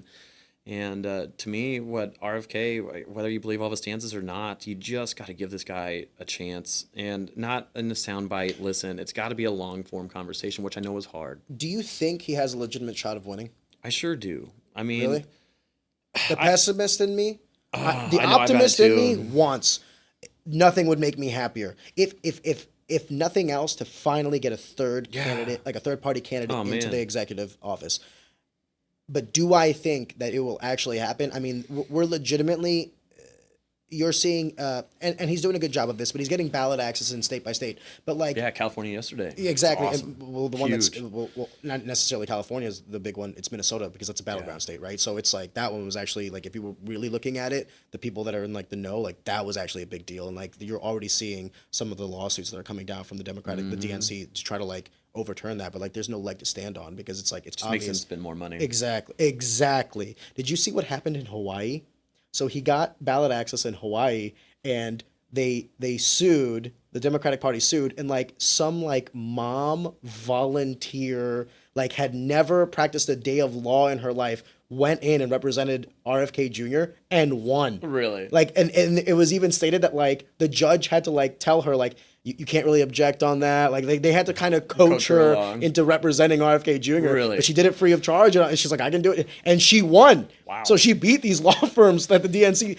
But you understand what it is? It's not hope. even. It's the same thing they're kind of doing on Trump. Is like they're just trying to make it such a financial hurdle. Yeah. The precedent set. It's definitely not election interference, though. No, definitely for Trump not. Or for RFK Jr. Of course. They would never do that, the DNC. Well, we can get into 2020 if you want. But what I don't like is the precedent being set by this. This election is the dirtiest I've ever seen in my life. It doesn't look great. No, that's for it's sure. You're actively investigating using the DOJ, your direct political opponent. You're not allowing for another political opponent to get the Secret Service protection that he arguably desperately needs. You're sending both of these political what's the word I'm looking for? Candidates to court for various reasons, just trying to deplete financial resources. This is absolute insanity. If you're truly the best candidate, debate, make your mark. Make your argument. Let us choose. Thank Why you. is that so Have a hard? democracy. Oh, careful now. You wouldn't want that out here. The fact that they have the balls to sit there and say that democracy is on the ballot, I would say that in 2020 democracy went out the window, and now we're desperately trying to bring it back. Yeah, I mean, I don't know. Right now, the other image that keeps coming back to me is I think of the movie Spider-Man, where he's trying to pull the boat back together. This boat has been cut in half, and I swear that's exactly how it feels today. It feels exactly like that moment where it almost feels like it's too far apart. But I just, to your point, do I think he has a chance? I can't give up hope. I've got to believe that. I hope the individual conversations I have, Ariane, is from all over the board with these people that I have baby boomers that are willing to listen to this guy now. And that's all I can ask is just listen until the time comes to put the pen to paper. And if you feel that Biden is still the best and you feel that Trump is still the best, then, that's for you to choose. That's okay. Yeah. That's okay. And I'm glad you said that because I'm not trying to sway anybody. And I think one thing I do want to say too is you said you can't forgive people from that stance. We got to forgive these people. I think that's their big anxiety.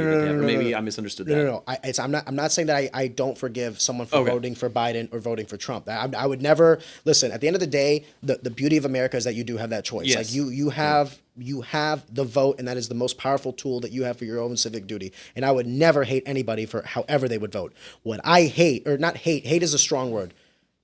What I will never forget is the people that were willing to throw away their freedoms at the first sign of danger and then would try to force me to do that as well. If you want to do something in your life, you have all the ability to do so. And far be it from me to get in the way of your freedoms, your rights, and your liberties, even if you want to give them up. But the second you come after mine, now I have a fucking problem. I get that. Don't you dare do that shit. And if they ever try to do it again, I know. It's. I've told my wife this. Do you mean friends, like people close that you consider in your life, or do you mean these are people that are above and beyond the Fauci's, the Bill Gates, that's a the good controlling? question. I guess that's where I'm curious. No, that's a good question. Because I think we have to give an exit back to people. Because I'll tell you, my conversations, if I talk to people that voted for Donald Trump, they really don't have a problem talking about Robert F. Kennedy Jr. They're like, actually, I kind of like that guy. I'd really like a Trump Kennedy ticket. That'd be great. What's interesting to me is people that voted on the other side, they do not want to, again, the resistance and reluctance to even listen to what Bobby Kennedy might have to say is so interesting to me. And to them, I think a lot of people on the left are, they just went all in, right? They hook, line, and sinker I think not everybody, I know everyone wants to speak in absolutes, and speak for everyone, but I think a lot of people got scared and then they acquired Stockholm syndrome. They truly did. And they thought that the only way out was this one solution. And we have to help these people get back to a way to say, look, hey, I know you were scared, and not everybody has probably the life that you've had. You have a confidence about you because you know who you are. But a lot of these people, me and my friends, sometimes we joke, and I totally joking, like, NPC is a non-playable character, right? I'm like, do some people still not have critical thinking skills anymore?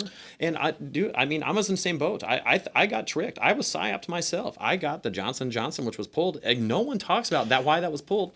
And if you bring that up, you're just anti-vax. I'm like, no, why was it pulled? And we can't talk about it. I want to be careful how I say this. I have no disdain. I have no hatred for anybody on this planet. I really don't. I figured that as much. I just want to make sure. That's not what I mean. What I mean is I live my life by a golden tenet. I treat others how I would want to be treated. Of course. And I would never in my life go Demand. and take away or demand you to live your life in any way, shape, or form, because you, as a creature of God, are afforded inalienable rights that I do not have the ability to take from. And if I do, then I know I'm in the wrong. Morally, to my soul, I know I'm wrong. If I take your life, if I take your liberty, that I'm wrong for that, no matter what the cause, right? And what's interesting to me, to my left-leaning friends, is the catch-22 they got themselves stuck in. They're all about bodily autonomy for women and choosing. Yeah, but the great hypocrisy. Why can't I choose what I put in my body? And for the greater good. And but that wasn't the case. I mean, again, I come back to Trump. I blame Trump. Operation Warp Speed, emergency use authorization should not have been used. And it absolutely should not have been used because we have drugs that have worked. I mean, you go read the real Anthony Fauci, and I dare you to come at me and tell me that we didn't have solutions that worked. But they greenlit. Hydroxychloroquine was actually one of the better things that you could have used. And, Yeah, and sure. everyone started shitting on Trump when he was talking about like, is there anything that we go like some sort of like I understand bleach in the he did not articulate help his it. thoughts properly, but was he like on to something? Like I mean, His direction was correct. What you saw was an uneducated man desperately trying to draw at straws, and he was shot like me trying down. to talk about Boeing. I don't know what I'm talking about, other than I like when the doors are on the plane. Like that's what I know about Boeing. I like it when my so. Airbus doesn't fly off or fall from the sky. Yeah. No, there is a great hypocrisy from both political parties that we course. could sit there like. You can pick apart everybody. You know, the Democratic Party is, you know, the ones of bodily autonomy, and they want, you know, to have a choice to do with their body whatever they want until it's getting a vaccine. Now you want to mandate me. That's what I'm against. I'm against the mandates. I just want people to live their life how they want, and as long as you don't inflict on anybody's life or liberty or their pursuit of happiness, do what you want. On the flip side, though, the Republican Party right now, for the last 3 years, you've heard them bitching, complaining, and crying about freedom of speech, and now the second someone wants to like have a differing opinion on Israel, or hey, maybe this shouldn't be like our unfettered, no red lined ally, maybe we shouldn't have them bombing poor people. Suddenly, freedom of speech is no longer like, we can't prevent these, you know, what do they call them? Domestic terrorists. Now, they're using the same verbiage. They're using the same playbook that the Democratic Party has been using for the last 3 years to demonize the Republican Party. Now they're doing it back. But what's weird about it is, like, how transparent all of this is. Do you think people aren't watching? I don't think people see. I think that's the other issue we run into is around 2010, 2012, everyone got their own individual algorithm. Yeah. And so now everyone, it's not just running two directions. We're running 300 million different directions, and it's really hard to bring people back and to see, you know, like, I'm like, I see this, but I mean, just pick up any of your friends' phones, and if they'll let you scroll through it, like what, you know, they see, it's just different worlds we live in, truly. No, you're correct. I had an interview, or not an interview, but a podcast with Wayne, and one of the things he said was that it's so hard to be ignorant nowadays because you have so much information at your fingertips. And I countered, I was like, ignorance is a choice, correct, but to be propagandized no longer is. I feel like everybody I know, that's why I asked you, remember when we were having the conversation before the podcast started, I said, there's no such thing as like being right or wrong on this one. You have a thought, you have like a perspective, and as long as you can articulate why you think the way you think, then that makes you correct in your own self, right? The problem I feel like we have now is so many people have these convictions. Yeah. But if you ask them to like, okay, you might want vaccine mandates, why? And they might have like, well, you know what, like, because we want safety. And then like, as soon as you start peeling away that onion, they want to no longer talk about politics. Well, I don't want to talk about that. I don't talk about That's politics. it. That's the part that drives me the most crazy. It's like, no. You have a stance, and you're gonna vote, and the people you vote for will have power, and that stance could have an effect on my life. So I don't want to say that we have to talk about politics because I don't have that right. I can't force anybody to do something they don't want to. But when someone tells me that they don't talk about politics, I think two things immediately. You're an idiot and you're weak. I mean, I consider myself both of those things. Idiot and a weak? couple of years ago. Yeah, absolutely. In 2019, I was just some guy who's running around trying to live his life. I don't know, like friends in New York, LA. Yeah, let's go Look at travel. you Let's now. have fun. And now, you know, it's like I'm this crazy person. I feel like half the time when I talk to people, and but it's weight off my shoulders when, like, at the RFK Jr. dinner that we met at, dude, like, talking to you and finding other people, I'm like, okay, I'm not crazy. I'm not losing my mind. I'm not losing my mind. It's just that I finally found people that are receiving the same information, and maybe not even receiving, but actively looking for, I think, is part of the problem. And I think that's the issue is I'm very blessed in my current situation that I have time to do this stuff. I have time to go read all these books and to sit around and thought game this stuff. You know, people are having kids. They're trying to live their lives. They're trying to move. They have parents that are, you know, aging and they want to spend time with it. I get it. I get that this is not for everyone. But, you know, I think it was Plato that said it's, you know, if you're going to be ruled, or Plato or one of those guys that, you know, you're going to be ruled by idiots if you don't take an interest in politics. And is that not exactly just where we are? I would give ground on the, like, I used to think the same thing. I used to think like, listen, the majority of people just want to like work 40 hours a week, make enough money to have like a vacation once a year. Yeah. Like the majority of people just want to thrive. They don't want to worry about surviving. But the problem is like, I do start holding people accountable when the country is in such dire shape, and that you're now at this point, like you have to try to be ignorant. I think there's two types of ignorance. There's things you don't know and that you just simply don't know. But then now there's a new type of ignorance that you're willingly not looking. Yes. And I think that's dangerous. And yes. I know it's scary to, you know, have to look at yourself in the mirror and say, did I make a right choice? I mean, I I absolutely encourage people to also get the vaccine, and I was part of that psyop deal, but I've come to reflect, and as I've learned, I'm just like, oh my God, I was manipulatable, and I think we all are. And I've said here today, like, are these even my thoughts, or are these someone else's thoughts that I'm taking and projecting out to the universe? I wonder constantly what we're all fed and how we're all able to just be these individual people, but also still come together to do something good and move the country in a good direction. But it's when you don't have people that want to look, gosh, is it going to be hard. So does RFK have a chance? I sure think he does if we keep talking to each other. That's my favorite thing about his campaign. It's literally is about bringing people back together. I'm tired of, I don't want to be mad at my MAGA friends. I mean, the whole point of MAGA is to make America great again. Who does not want that? Yeah. And when all my left-leaning friends, I know you want to help the whole world, but we have got to correct some things here at home first. Our infrastructure is so weak. I'm not convinced, and this is me, my conspiracy mind, I'm not convinced that we haven't been under attack for a few years. We have all these people coming in the country.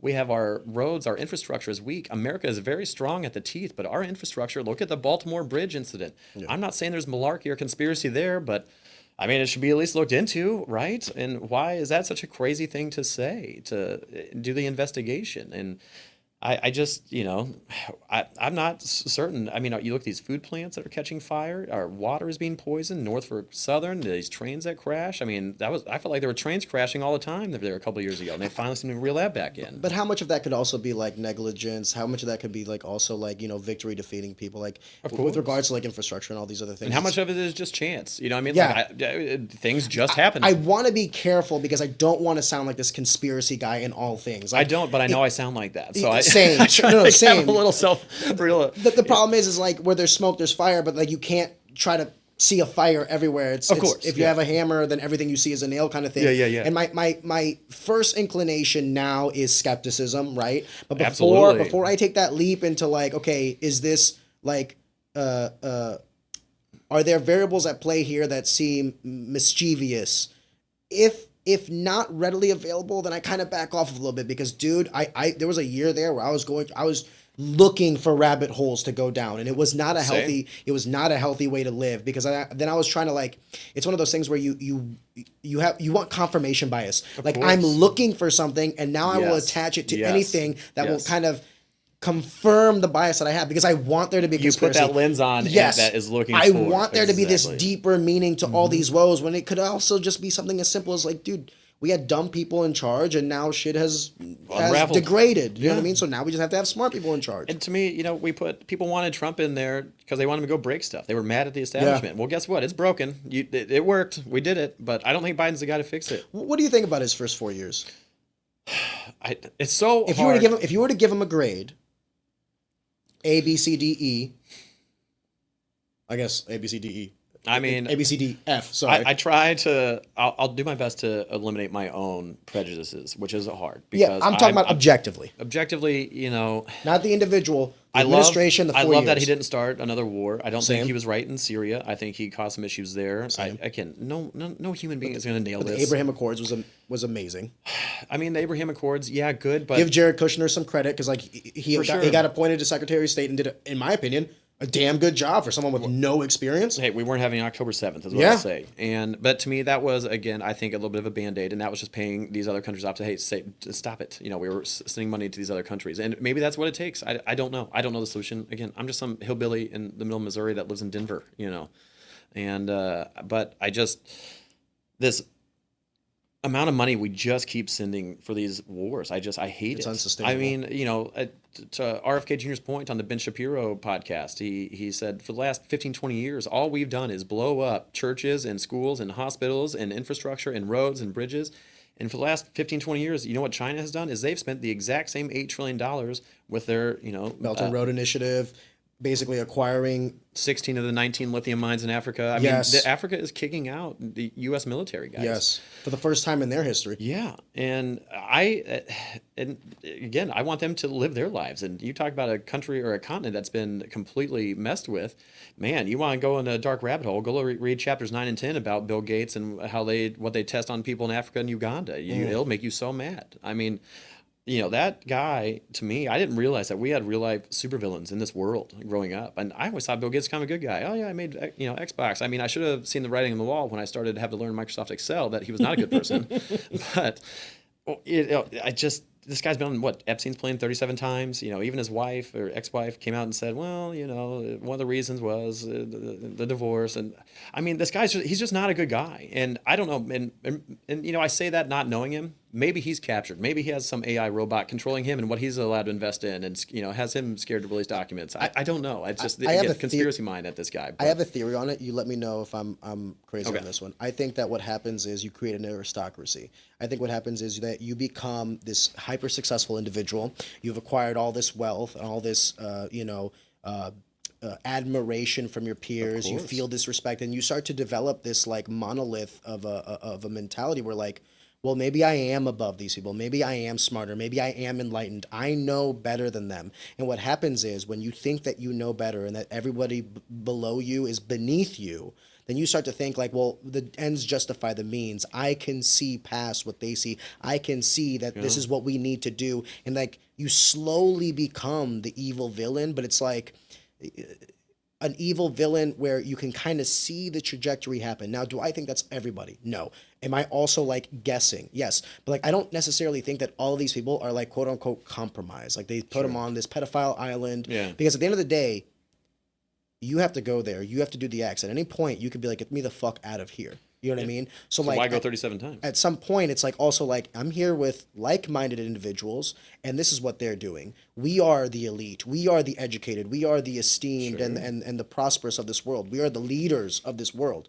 And if they're doing it, I guess this is what we should. I think this is how it starts. Yeah. I truly do. I don't think that it's like a malicious intent from the get-go. Probably And right. do I think that it's all cases? Absolutely not. Like I'm sure some of them are just fucked up and they want to For sure. have sex with little kids and then they get compromised. They're like, I would have tagged along on anything you wanted to do anyway because I'm a compromised individual with no moral character. But do I think that's all people? I guess maybe No, I'm definitely hoping not. that it's not. No, I'm hoping that it's not. When I look at this objectively, I think the case that they think they're doing good makes more sense than they know they're doing evil. Does that make sense? Sure. It's like, because then you're not going to live forever. Of course. And you're going to have to leave this world when you die. Yeah. What is it for if you don't think you're doing a better job? I don't think it's as cut and dry as like good and evil. I think it's perspective. I think they're doing evil, but they think it's good. You're probably spot on with that. And again, I don't know Bill Gates at all. Neither do I. He's a guy, but what I've read about him and what I've read that I feel like he is funded through the Bill and Melinda Gates Foundation, how he controls the WHO. I mean, it just doesn't feel good to me. It feels very Lex Luthor-y. It feels very super villain bad guy. And maybe he's the most delightful guy ever. I'm not. And I'm not trying to give a pass. I'm just trying to definitely think not. about the psychology of like how could you get here, right? For sure. It's like if someone taps you and says, "Greg, do this shit, or we'll kill you." For me, I know in my heart that there's a red line. Of course. Like, okay, well, what is this shit that I need to do? Like, we need you to kill this old woman. I'm not doing that. Right. Why am I doing that? Well, we need you to have sex with underage kids so that we can compromise you and keep it. Fuck you. Kill me now. So, Well, like, at what point do we have to start putting some of the onus on the individuals? I always do. Yeah. But what I'm also saying is that maybe some of them don't need to be, like, have their hand held. Maybe some of them come to that conclusion on their own. I mean, I think these billionaires are just so far above everybody else, and they have their little class, and that they exist in, and it's just a different world. I mean, you talk about different algorithms. That's just a completely different lifestyle that I can't even comprehend, and I don't think the average person can comprehend. And anytime now I see the clip of Bill Gates in the 90s getting that pie in the face, boy, does it make me happy. Does it feel better? I'm like, oh, now I get it. That guy was ahead of the I was like, time. God, he was really ahead of the curve on that one. Little did we know he has a time machine. He knew. Yeah, that's probably just the RFK in the past, traveling through time. And So then you say you have hope for RFK Jr. winning Yeah. this election, and I have my skepticism personally. I too. think what I want more than anything is like a Ross Perot 2.0, and I Sure. want maybe if Biden loses the election, because honestly at this point I don't know who benefits more from having an RFK Jr. in the race, Trump or Biden, because I think that he is just like such a clear superior candidate that he might pull from both. or maybe. I hope he does. That's what I want. Yeah. I don't want either of the other ones in office. And I think we just give this guy a chance. I mean, just I'll make a deal. First 10 people that slide into my DMs, I'll send you a copy of Real Anthony Fauci. Send me your address. I'm happy to spread the word. I mean, I've sent out 20 copies of it already, and I don't know if they've all been read. But like we discussed, you can tell who does, and all of a sudden they just look at the world a little differently.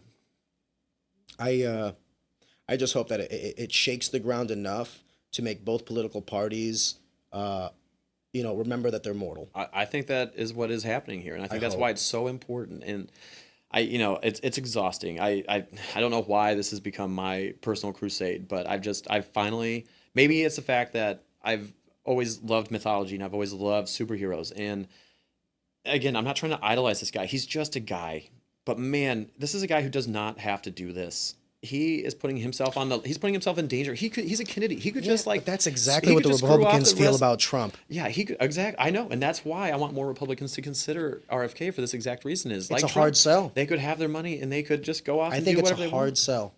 I do too. The conservatives that I talk to, whenever I have conversations with them, I mean, and I'll be honest with you, it pulls at my heartstrings too. I mean, whatever you're saying about RFK Jr., you could easily make those same assertions and arguments for Trump. I mean, they didn't start looking into him for all these 88 counts until after he announced that he was going to run for re-election, or he was going to go again for a second term. But it's not election interference. But it's not election interference. Yeah, definitely no way, shape, or form. And even in 2020, we got to be careful about the rabbit holes we go down, but 2020 was definitely the freest, what do they call it? The freest and fairest election. Anyway, what I'm trying to say though is like... They have to sell it to me. I'm susceptible or skeptical. Like, you guys keep saying that. I'm worried about this election too, true? because like nothing has changed. Yeah. So like mail-in ballots are still going to be a thing. We don't have any sort of ID requirements at point of voting for, I think it was like 13 states. It's probably right. At what point, I know that we are, innocent until proven guilty, but at what point do we have to start saying like, listen, man, you just need to start giving me some like evidence. When you say that this is the freest and fairest election and we have all these like contingencies in place for security and all these other stuff, and then that we have evidence that like dead people have voted, even if there's one, let's say that there is only one instance in one state of a dead person voting. How did that happen? How did it happen? How did that happen? Is it perfect? No. But the fact that we look at our elections and it's like this foregone conclusion that this is the best we can do. I mean, we have slot machines in Vegas that never miss their count. It's so crazy to me how like we don't have systems that work. They didn't even want to look into it. They actively were like, no, this is the freest and fairest. How do you know if you're not willing to do the due diligence, if you're not willing to actually like investigate some of these things? How can you actually say that this is the freest and fairest election? What evidence do you have provided to make that assessment, to make that assertion? You don't have shit. It's a talking point. Exactly. So what I'm trying to say though is, free and fair sounds nice. It sounded good in a testing circle somewhere. My whole thing is like, even if the outcome of the election would not have been overturned, I don't even care about that, to be honest with you. My whole thing is, you made a comment, not you, sorry, forgive me. I got People made comments saying that this was the freest and fairest election. All I want is the evidence to back that statement up, and you don't have it, which means you didn't do any due diligence, you didn't look into it. So like my whole thing then is, okay, well, if this is not the freest and fairest election, that means we can have freer and fairer elections, which means we can make this system better. And like, let's have a discussion of what that would look like. I don't think anybody is talking about how we can make our election, why don't we have a national holiday for election day? It seems like a very easy fix to me. To make sure that everybody that wants to vote can vote. Chance. Whether you're black, white, Hispanic, Asian, man, woman, everybody should have the day off, go vote. Or even like if you don't want to stop the global markets, okay, half a day. Everybody at noon peel out in their time zone has to get off work, and no employer can keep you against federal law. Yeah, I mean, to me, again, even with all of our phones, everybody's got these password protected phones. We all have individual phone numbers. If you have a phone number, can we go down that route? Is there some way we definitely can don't want out? to do that. No, I that definitely doesn't work. want to do. If I had my I way, have no idea. I'm just kicking ideas out. Well, because then what's to stop like the telecommunications companies from like creating phone numbers? True. Dude, yeah, that farms and all that. This is funny because I'm big on the digital revolution. I'm big on technological innovations, but I do think that some things analog is better. And I think in this instance, it is, because when you have to have like the human element present, it makes it harder. Okay, you'll never prevent some sort of shenanigans. Sure. But when you digitize an election, you make it easier to do it in mass and then hide it, because the forensic analysis on digital is much more difficult than it is in physical.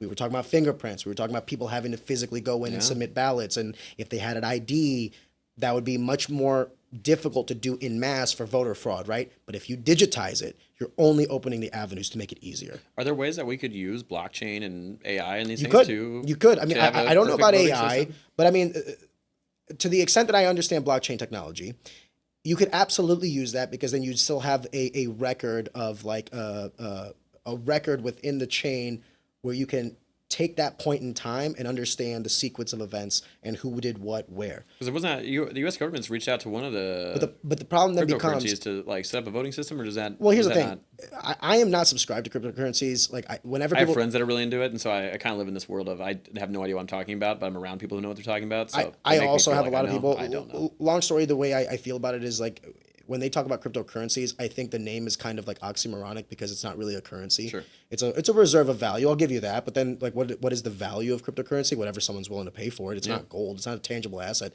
It's not a production asset. It's not like I would look at a trailer that you could attach to an 18-wheeler as more valuable than a Bitcoin, because I can actually use that Physical, trailer to do something physically and create value. Therefore, so like when people talk about cryptocurrency, the two arguments that are always brought to the forefront are the blockchain technology and decentralization. The fact that anyone thinks that decentralization of a currency will ever happen is laughable to me. You are absolutely insane if you think the superpowers of the world would ever allow that to happen. Yeah. You're a joke. Good luck with that. Number one, then, blockchain technology does have some value in it, but you don't necessarily need that tied to a cryptocurrency. You can take that underlying technology and use it for whatever it is that you want. Okay. So if you take the blockchain technology out, then what do you really have in cryptocurrency?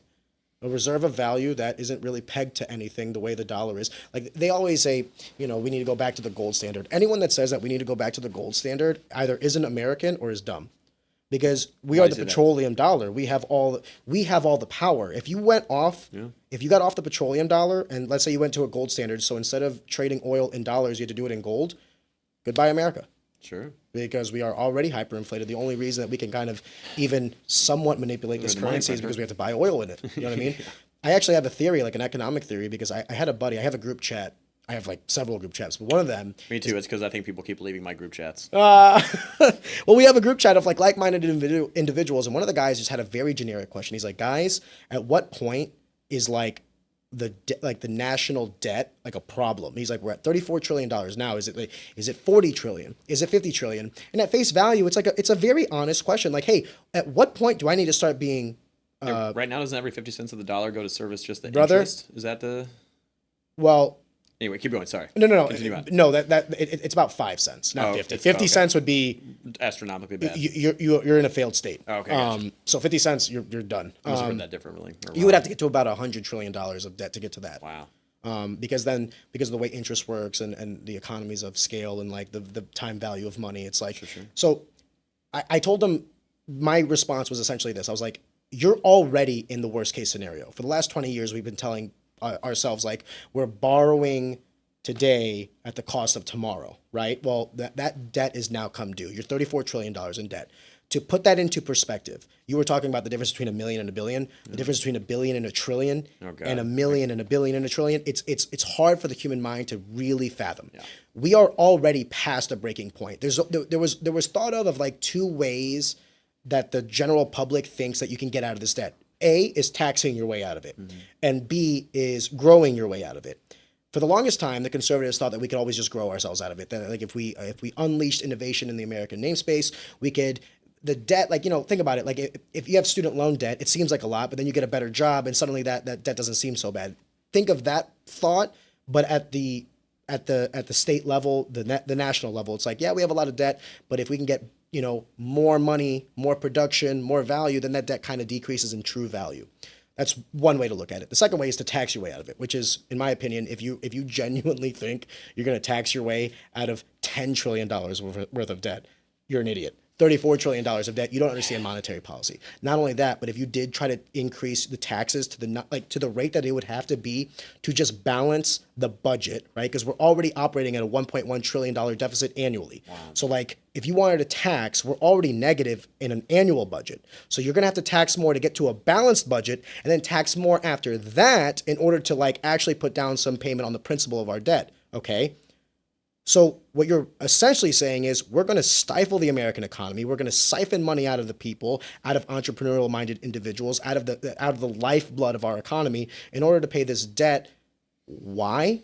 So then you think to yourself, well, then we have to spend less. But no one is willing to have that conversation. 2/3 of our budget is what we call like entitlements. And like no one wants to, because that's political suicide. No one wants to be the person that says Social Security is going to be is going to basically flop in 2030. No one wants to be the person that says like Medicaid and Medicare are actually costing us so much money because our populace is so deeply unhealthy. Our diets are so deeply bad. Our mental health is so awful. And you're getting to a point that I think is so important about RFK Jr. and why you need to look at him. And this is his biggest issue is he's like the border's big, the budget is big, but where the budget comes into play is the chronic illnesses that we pay for as Americans. I mean, you know, when people were dying of COVID, it was 3.8 more. It doesn't matter. Comortalities. The argument I'm making is it's too late.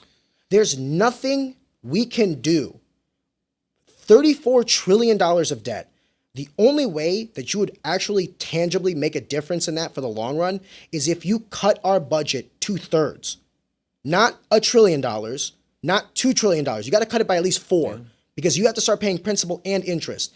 This year alone, we have to refinance a lot of the debt that we've serviced up until now. The rates have been so low for so long that a lot of that debt is at like 0.25 to 0.5%. Now, you have to refinance at today's rate, and the nominal, I believe the real rate for the banks is like 5.25 to 5.5. So like for me and you, it's closer to like 7%, right? Because they have to, the delta is the profitability for the banks. But if you're getting your debt serviced at the Reserve Bank, you're going to get about 5.25 to 5.5%. That is insanity. We were talking about housing earlier, the difference between 3 and 4%. The difference between 0.25% and 5.25% is truly insanity. Yeah. We will, once that debt is refinanced, we are talking about $1 trillion of interest annually. Which is a crazy number. I mean, is there any solution?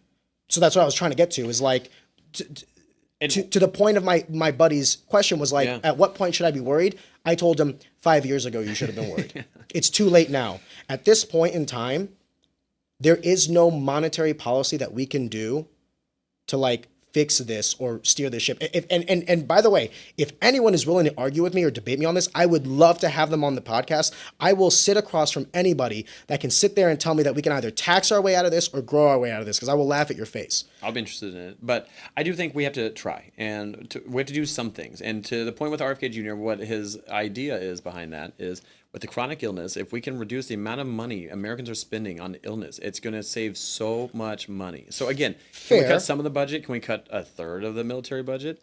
I don't want to cut the entitlement programs. That's a contract between the United States government and the people that they've been taking money out of their paychecks for the last, however many years. So I think Social Security's got to stay. Ultimately the baby boomers will not be here, and those payments will break. And so maybe it's a time, to revisit Social Security. I'm not saying that there's not things. No, I don't want to revisit. Not saying revisit Social Security. Just that over time, eventually, another 20 years, baby boomers will be fading out, and we're gonna have that. Fair. That part of the budget will fall off to some degree. I don't. But we got to survive until then. I don't want to make the notion that there's not things that we can do to steer the ship in the right direction. There's absolutely ways we can do that. I also agree in like that's why I'm cutting military spending. There are areas in which I would be willing to accept higher taxation, but the problem is I do not accept higher taxation until elected officials prove to me that they know how to use that money. Amen. The other problem is that like we could talk about like getting to a balanced budget all we want, but there's two variables in that: money you make, money you spend. I'm willing to discuss money you make when not you. I'm willing to have the discussion of money made if you're willing to have the discussion of money spent. Until we have that discussion, fuck you. Because you're only looking at one variable in that equation, and you're not coming to that negotiating table in good faith. Of course. So that's my whole thing on that. Now, where we cut good ideas, and he's got some good ideas on the blockchain. But to the original question of the national debt, we have work to do to just balance a budget. To Meaning, exist. meaning we are no longer increasing the debt or decreasing it. We have work to do there, right? And to even get that done, if you went to the American people tomorrow and said, we balanced the budget, I would be like, holy shit, boys, break out the red panties. You know what I mean? This is a momentous occasion. Yeah. But then there's so much work to be done after that. You're talking about the last 23, 24 years of our lives has been a monetary failure at the national level. So if it took 23, 24 years to fix, guess how long it's going to take to break? Guess how long it's going to take Twice to fix? as long. Exactly.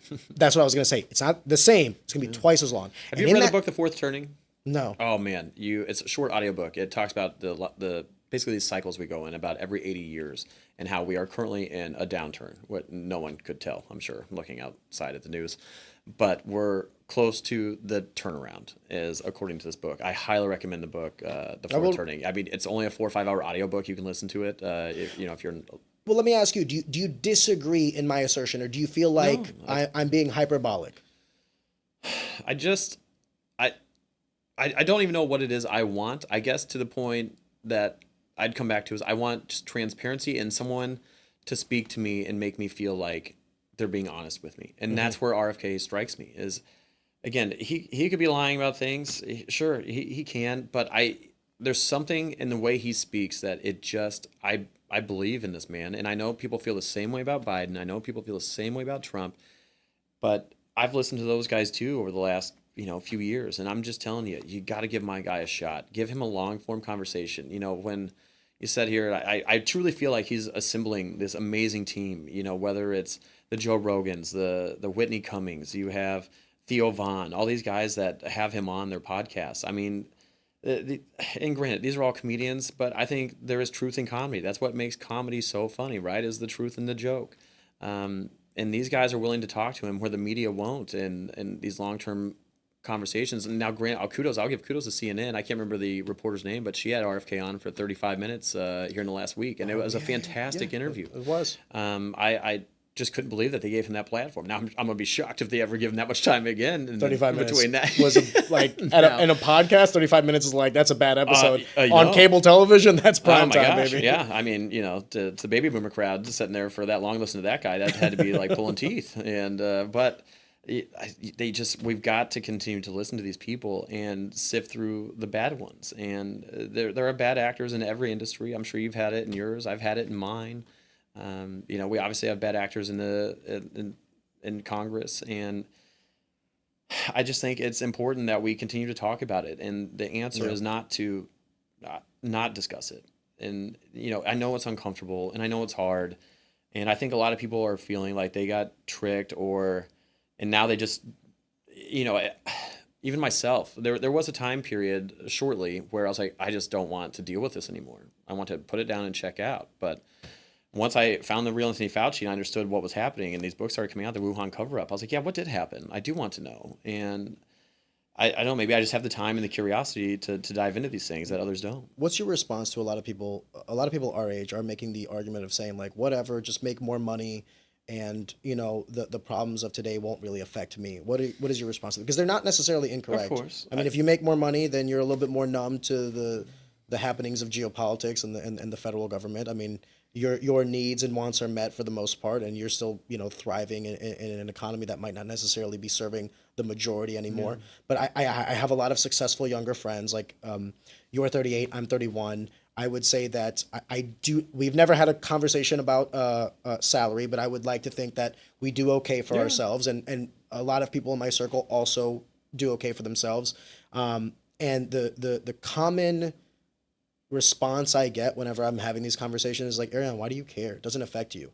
And, to an extent, they're not wrong, but I also grew up poor. I also grew up seeing my family work their ass off for the very little that they had. And then me and my brother were able to achieve so much because of that. And I think to myself, like, just because, I climb that ladder doesn't mean I pull it up after I'm done climbing. Right. Not that I'm done climbing. I'm not like, some billionaire guy, but you understand, like, the thought process is like, hey, I climbed that ladder. Why would I make it harder for the next person to do the exact same thing I was trying to do to also climb that ladder? And if I don't care, like, I don't want to live in a country where, like, only the billionaires and the politicians can really make change. Yeah. I'd like to think that the average person can if they have a strong enough message. So, my friends have this notion. I can't seem to to jive with it. I'm like, how do you guys not see what I see? And like, how can I articulate an argument? Because they're not wrong. Like, dude, if you don't care and you make enough money, none of this shit matters to you. So how do I make it matter to them? Not, it's kind of like an open-ended question. Not that I should, but there is an argument to be made that people are just like checking There's out. something important to you that you're trying to convey, and it just they don't want to hear it. It's not resonating with It's them. not resonating. Man, that's going back to my Captain America analogy. That's how every conversation feels. I feel every day is just, all right, let's see who we're going to talk to today. But man, I hang a flag over in my window in my downtown Denver apartment, and I just try to promote it. I don't know what I'm doing. I feel like I'm barely smart enough to grasp what is happening to our country and what is happening. What happened to JFK and what happened to RFK, and I don't consider myself an expert in any of these things. Just someone who's interested and again has time. I don't have kids. I don't have to be rushing around to practice and flying to dance competitions and all these other things. And so I guess that's where I've just decided to take it on myself. And I don't know, I haven't navigated, I'll tell you, I have not navigated every conversation perfectly. I've argued climate change, which you want to fight. Yeah, you bring up climate change. But if you want to bring people together, you talk about clean water. You talk about, I want to be able to raise my kids in a good community. And that's what we just have to go back to finding that common ground. And I think for the last 10, 15 years, we've been so just individually pulled in these directions that you have to actively look for a way back. And I feel like I listen to everyone. I mean, I listen to John Oliver, Ben Shapiro. I don't care what your opinion is. Russell Brand, Joe Rogan. If you have a podcast that you think is worth listening to, I will listen to it. I just love your opinion and where you're getting your information from, because I love to find the common ground. And again, coming back to the thing of RFK, that's what he's trying to do, is have a unity ticket. And granted, you asked what I'd grade Trump. I don't know that I'm intelligent enough to even grade Trump on these things. But what I would say is I don't think you have to be an expert to have that, because we call it civic duty for a reason, right? Because you have a duty to your civic aspect of life, and it's like, what is the bare minimum that you can do? It's have a conversation about it. That's it. But can I, if I may, this notion that you have to be this expert, I feel like it's a tool used by academia to basically shut down argument, not even discredit, but shut it down, like not even allow it to happen. Like let's say you make an argument, I think Trump should be president. And like they say, well, what credentials do you have to have such an opinion? Are you an economist? Are you a lawyer? Are you whatever it is? And it's like, well, no, I'm just a guy that works. Maybe I'm an electrician. I'm a plumber. Oh, dummy, you're not an expert on the Constitution, all these other things. You don't know better. It's like, no. This guy has a feeling, or this woman has a feeling. They feel it in their core. What they feel, they can't necessarily maybe articulate properly, but they feel that something is being right or wrong, and they have the right to speak on their civic duty. And I think when you say things like, I'm not an expert enough to give a grade to Trump. Fuck yeah, you are. How did he do? That's an opinion. You have that afforded to you. If you said F or if you said A, my next question would not be, well, what makes you credentialed to give him an A or an F? I would say, why? Why do you feel F? Why do you feel A? And the reason I bring that up, Greg, is I think we were talking earlier about like people not wanting to talk about politics. I think a big reason why they don't want to is because they feel like, well, if I'm wrong about something, then I'll be dumb. And I don't want to be dumb. Like, I have a thought. But I think it's okay to be dumb. I think I'm very dumb. I'm dumb in a lot of aspects of life. Man, I don't know anything. Someone's going to clip that, and they're going to be like, yeah. I'm dumb. My girlfriend will definitely clip it and be like, he is so dumb. And who said it? You did. 3-hour podcast, the only 5 seconds I needed. Oh, man, but again, the point is, it's just, we keep talking to each other. And I was initially I hated the idea. Without grading Trump, here's what I would have been on board with. I could have come to terms with a Trump-Kennedy unity ticket. I would have. I mean, I would break these pants with how hard I would get with that. Seriously. Because then you know what that sets up? Even if Trump is You're president, thinking exactly what I'm thinking. RFK Jr. is VP, then we get 8 more years of RFK Jr. after Trump. That's And I think that's exactly what America needs, is 12 years of unfettered, like, oh my God. break glass God. glass in case of emergency. Like, let the bull in the China shop that is Donald Trump make a little bit of a mess. I would make the argument that China shop needs to be made a mess out of, and then let RFK Jr. afterwards come over and kind of like when a volcano erupts, or when there's a forest fire. There's a forest fire, all these trees and all this wildlife and all this fauna and flora die, but then from those ashes arise all the building blocks, the nutrients for the next forest and flora and fauna. So it's like, in a lot of ways, I don't want a complete revolution, right? No, of course I don't not. want to see Civil War 2.0. No. But what I do want to see is kind of like a revolution of the legislative and the executive branches, if I can be honest with you. Yeah. I think something needs to change. I would love it. I mean, personally, You think there's any shot? So I'll tell you, I'm still registered a Democrat, actually. Really? Yeah, I was registered independent. I've probably been more Republican my entire life. But I've never registered. In Missouri, you don't have to vote. So I'll tell you why I did it. I did it because I thought it was going to be to help get RFK on the ballot in Colorado. And I've decided ultimately I'm staying a Democrat because for a couple reasons. One, I just want to take away a vote from the Democrats so bad. I want them to see it, to go to an independent candidate. I want my voice to be heard from the Democrats to say, you guys shot down Bernie. I don't think Bernie was perfect, but they, blockaded him from getting the nomination. And they did the exact same thing with RFK Jr. And I'm tired of that type of nonsense. And so, and the RNC has its problems as well. They have their issues, but I'm just ready for something different. I would make the argument, though, that they are not even comparable, because the RNC did not want Trump, and they sat there. They hated him. You go watch the 2016 They run-ups, actually had they a hated primary. that guy. Dude, at least they had a... You're Say right. what you want about the Republican Party, at least they had a primary. They had mad debates. They had a whole process. Can't knock that. So in a democracy, that's what you have. And Democrats loved it at the time when Trump was steamrolling all those Republicans, but then all of a sudden he became the guy, and oh my God. So what I'm saying is, like, yes, the RNC has some problems, but when I tell you the Democratic National Committee is the most corrupt thing I've ever seen in my fucking life. The fact that you have super delegates, the fact that you have like Super Tuesday, and this essentially, like, you can take, if it's a close election, like, unless someone's like landslide victory, like what they did with Bernie in a good primary, if you genuinely think that Bernie Sanders is not the correct candidate, then vote for Hillary Clinton. But if enough people vote for Bernie, then guess what? You're the minority. That's it. And that's how we run this country. You're not in the majority. So Bernie's going to be our candidate. And if Bernie goes in and loses, that's fine, because the people already spoke. Or if Bernie goes on and wins.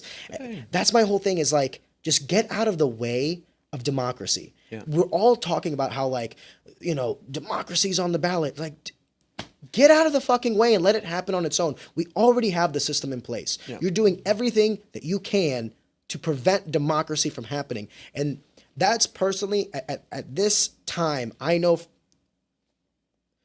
We'll see how the next 4 or 5 months play out. But for right now, I'm voting RFK Jr. Like, unless he steps down, unless Trump does something that, like, has really resonates with me. Ends up like his dad or uncle. God forbid. Please don't. Forbid. Love this man. I'll take the bullet. I would love if RFK Jr. stepped down and became Donald Trump's VP. Oh, man. That's a landslide victory, in my opinion. Yeah, I mean, absolutely. I absolutely would. I was disappointed that Tulsi Gabbard didn't accept the RFK independent nomination. Well, I think she's holding out for Trump. I do too. And which is also smart for her, because if she does that, whoever VP she's going to be, whether Trump or RFK, they're probably going to get assassinated, and so she's going to be president anyway. Is my joke. But. Or talk about this: the fact that, like, with Biden and Trump's age, I don't even think you have to assassinate them, dude. There's a very high likelihood that one of them just passes of natural causes. I'm not even sure Biden's still alive sometimes, conspiracy thinking. My friends will run down that rabbit hole. And I'm like, are we sure this is a guy? You've like seen the earlobe thing. Have you seen the ones with, like, the masks and stuff like that? It's not like, even is this Biden. Mission Impossible 3? Yeah. What is Tom Cruise here? What is happening? That's where I'm like, listen, did this government lie to me? Yes, but I mean, does it lie that hard? Are they using the cadaver of Joe Biden and, like, walking him on stage? All right, I'm not going to go as far as say I think he's dead. I will go out there and say maybe they do have, like, a part-time actor. that they like tag in, who's really good. I mean, have you ever heard Shane Gillis do the Trump impersonation? That guy crushes it. Like, you don't think they have people that can impersonate Biden? Jamie Foxx has a better one. Have you ever heard of his? I don't. Dude, not in a Jamie while. Is it real Foxx, good? when you're out of I here, believe it. there's like an interview or a podcast he's doing with like Snoop Dogg or whatever, like just audio wise. That's a talented man. Dude, Jamie Foxx is Jamie amazing. Foxx dance, sing, act. Whatever he wants. He can do whatever he wants. But he could be does a president. great Donald he Trump. could be RFK's VP. I'd be fine with that. What did you think about like that whole thing? Like way back in the day, I want to say way back in the day, but like there was like a talk about like The Rock running. I don't know that guy. I'm torn on him. I listen to him a lot, like when I work out, on like YouTube motivational videos and things like that. So I like his messaging there. But I think there was some weird things going on with the money that he and Oprah collected for Hawaii. And now I'm also suspicious of him a little bit. And so, I mean, I to be honest, I don't know enough to say that. I have an opinion on him doing it. If he really threw himself into the fray, I'd listen. I mean, I like the idea of these people branching out and getting into politics, if for no other reason than like just like I said earlier about like kind of stimulating politics. I mean, and I love it when they come from a good place. That's what I need. I need them to not advance their whatever agenda. He's already a million, like 100, like well over into the millions, right? Maybe owns even the XFL, right? Yeah, I mean, he could be a billionaire. I don't really know his net worth. But I also like that, but I also don't want that to be the barrier to entry where we're essentially saying like, the only people I trust are the billionaires because like, why else would they do it? Well, like what do people with money and power want? More money and power. Yeah. I mean, and it's not this dramatic, but it does feel, I know, you ever read about like the French Revolution? Because obviously we don't have like guillotines and things like that. We have cancel culture. Maybe that's the modern day guillotine, right? But when you look at the French Revolution, like kind of led up to that, you had kind of three classes of people. You had the church, you had, the wealthy, and you had the peasants, which was 80% of the people. And there was one vote in their little parliament, whatever you want to call it at that time, for you had one for the masses, one for the church, one for the wealthy, and it was always a 2/3 vote, right? And so it just felt rigged, and that's a lot like how today feels. I mean, the fact that we can't just have we can't have a DNC, we couldn't even have a Democratic. We can't even have a debate. I mean, if Biden is so much better, if he's so good, put him on the stage. How do you think the debate would go with all three of them? Oh my God! Please let that happen. I worry because I think that if it depends on who's moderating it. That could be fair. If they had a debate with like a Joe Rogan, I would have an extreme amount of faith in that debate. But if they had a debate with like Fox News, I know what's going to happen. They're going to talk about immigration with Biden. They're going to lowball Trump, and they're going to ask RFK Jr. about all the things he said about vaccines over the time. Yeah, exactly. And it's which he's not anti-vax. And then Trump's gonna be like, I want there to be a debate, but I also feel like the whole notion of how we handle these debates. First of all, I think it should be illegal to not debate. If you're running for president, there should be 3 debates at minimum. Because God forbid we vote on you based on what you say. Yes. Or like on the spot where first of all, the amount of like debate practice and preparation that they do for these debates, because they get a list of the questions that they could possibly ask. So like for people that think like they just get up there and like they softball or they wing it, that's not the case. Like they're grinding, they're practicing, they're doing all these things. I just want there to be a third party unbiased source that handles, moderates, and chooses the questions of these debates and gives the candidates no heads up. Well, God forbid we try something like that. Yeah. That sounds really like too good of an idea, and I just don't know if that's going to work here. I mean, to me, again, that's where my faith in RFK is his intelligence and his heart. Yeah. And the more people listen to it, the more people I have come out of the woodwork. And so we can't give up yet. And maybe, November, if he doesn't win, he doesn't win, but I want to be able to get to the end of November and say, I tried as hard as I could to push for something that I truly believed in. I think if a debate was handled properly, that would be the one that could springboard him. Because if you put him on a debate stage with Trump and Biden, within the first 2 minutes, you understand the cognitive chasm between these guys. I mean, Biden will look like a gentleman lost in a forest. Trump will be hilarious. He'll have a one-liner and he'll be the most entertaining. Dude, he's a show. But he's a show. He is, and he'll bring the ratings. Yeah. And then who's going to benefit the most from that? An RFK Jr., who's someone who's sitting there talking about substance. Because the other thing is, like, you've already depth he goes into. Well, you've already seen it now. It's like both Biden and Trump see the possibility of a third party candidate like RFK Jr. So they're both going on the offensive now. But it's like, what could you possibly say about this guy?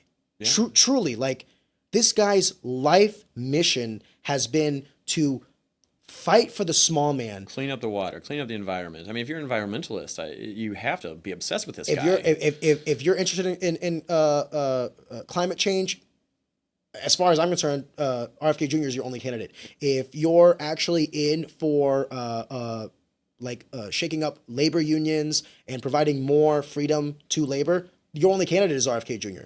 If you are for, I want to say stopping wars, but RFK Jr. does have this like weak. His Achilles heel is Israel. Dave Smith. I saw the tweet. I saw the tweet. Fell out of favor with him. They had their debate, and I understand Dave's position, and that's a whole issue. I know I can't solve. I don't know. If I could have one of the three to try to solve it, he would be the one I'd want in there. I mean, the guy.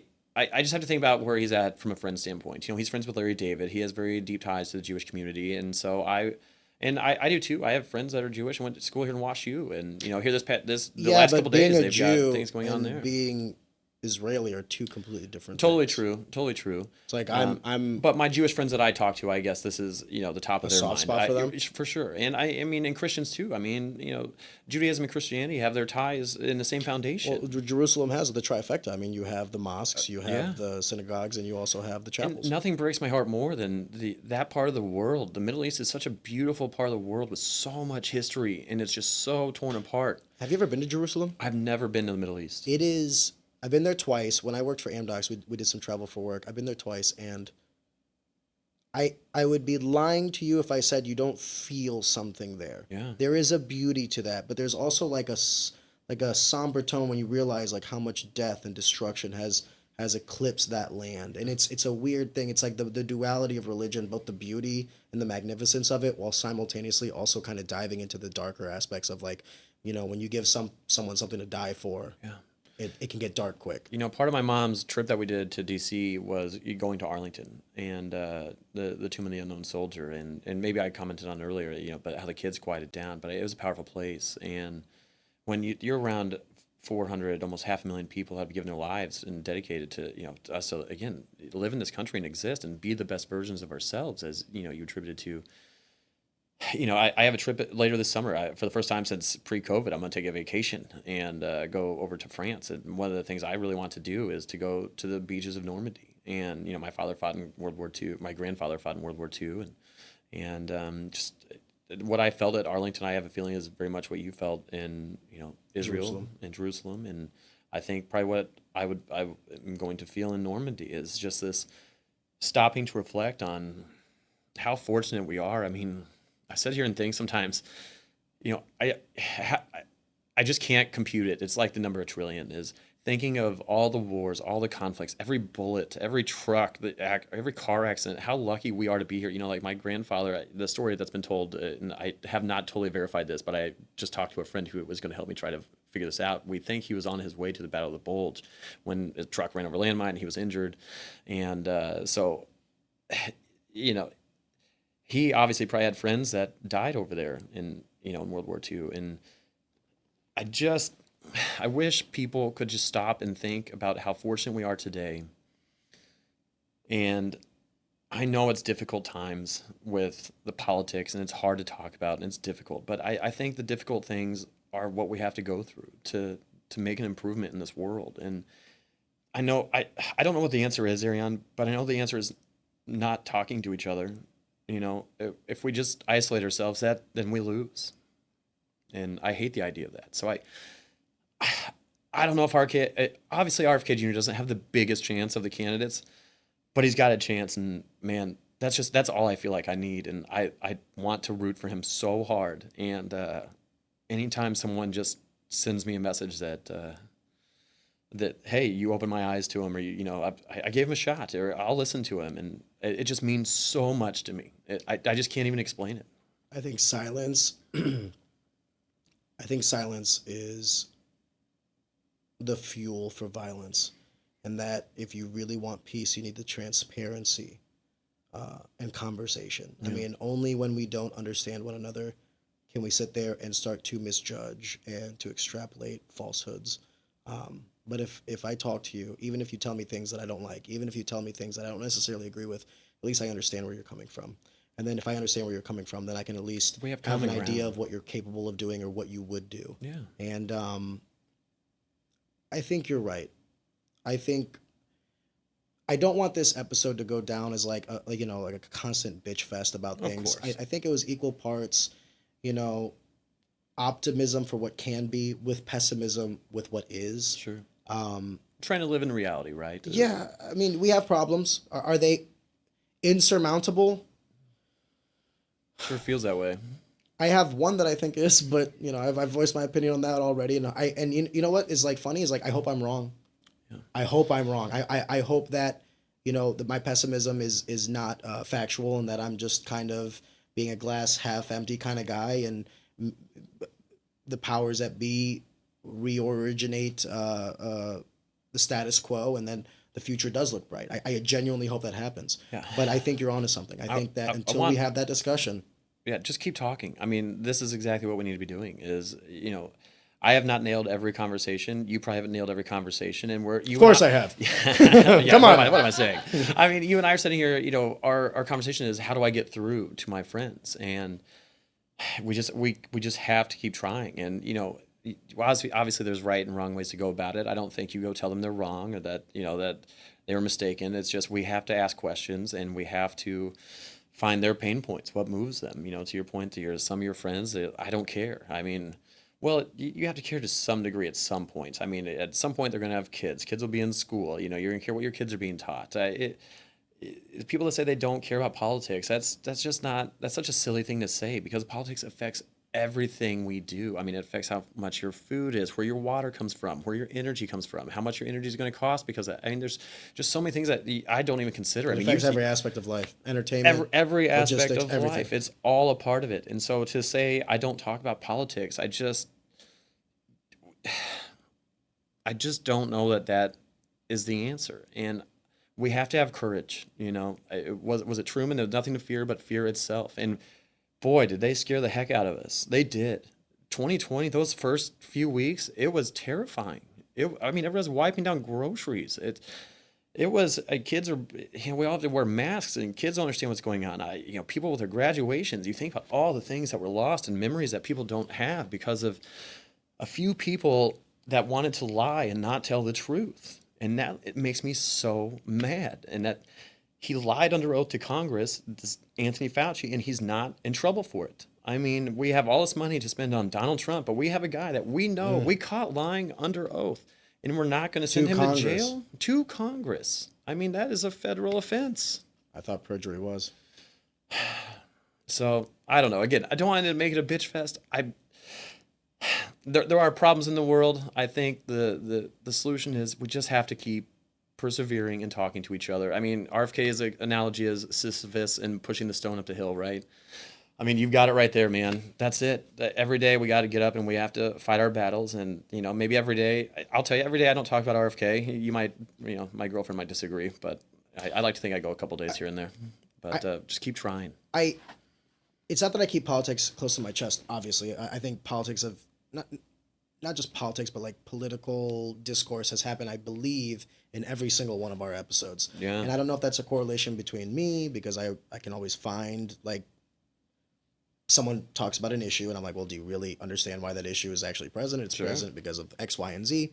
Or if that's an issue because of the time, because it's like when times are getting harder, it's kind of easier to point at the political rifts, right? I think the pain points come closer to the surface too. It's easier to detect, and people more passionate about it because now they feel it more, so they're a little bit more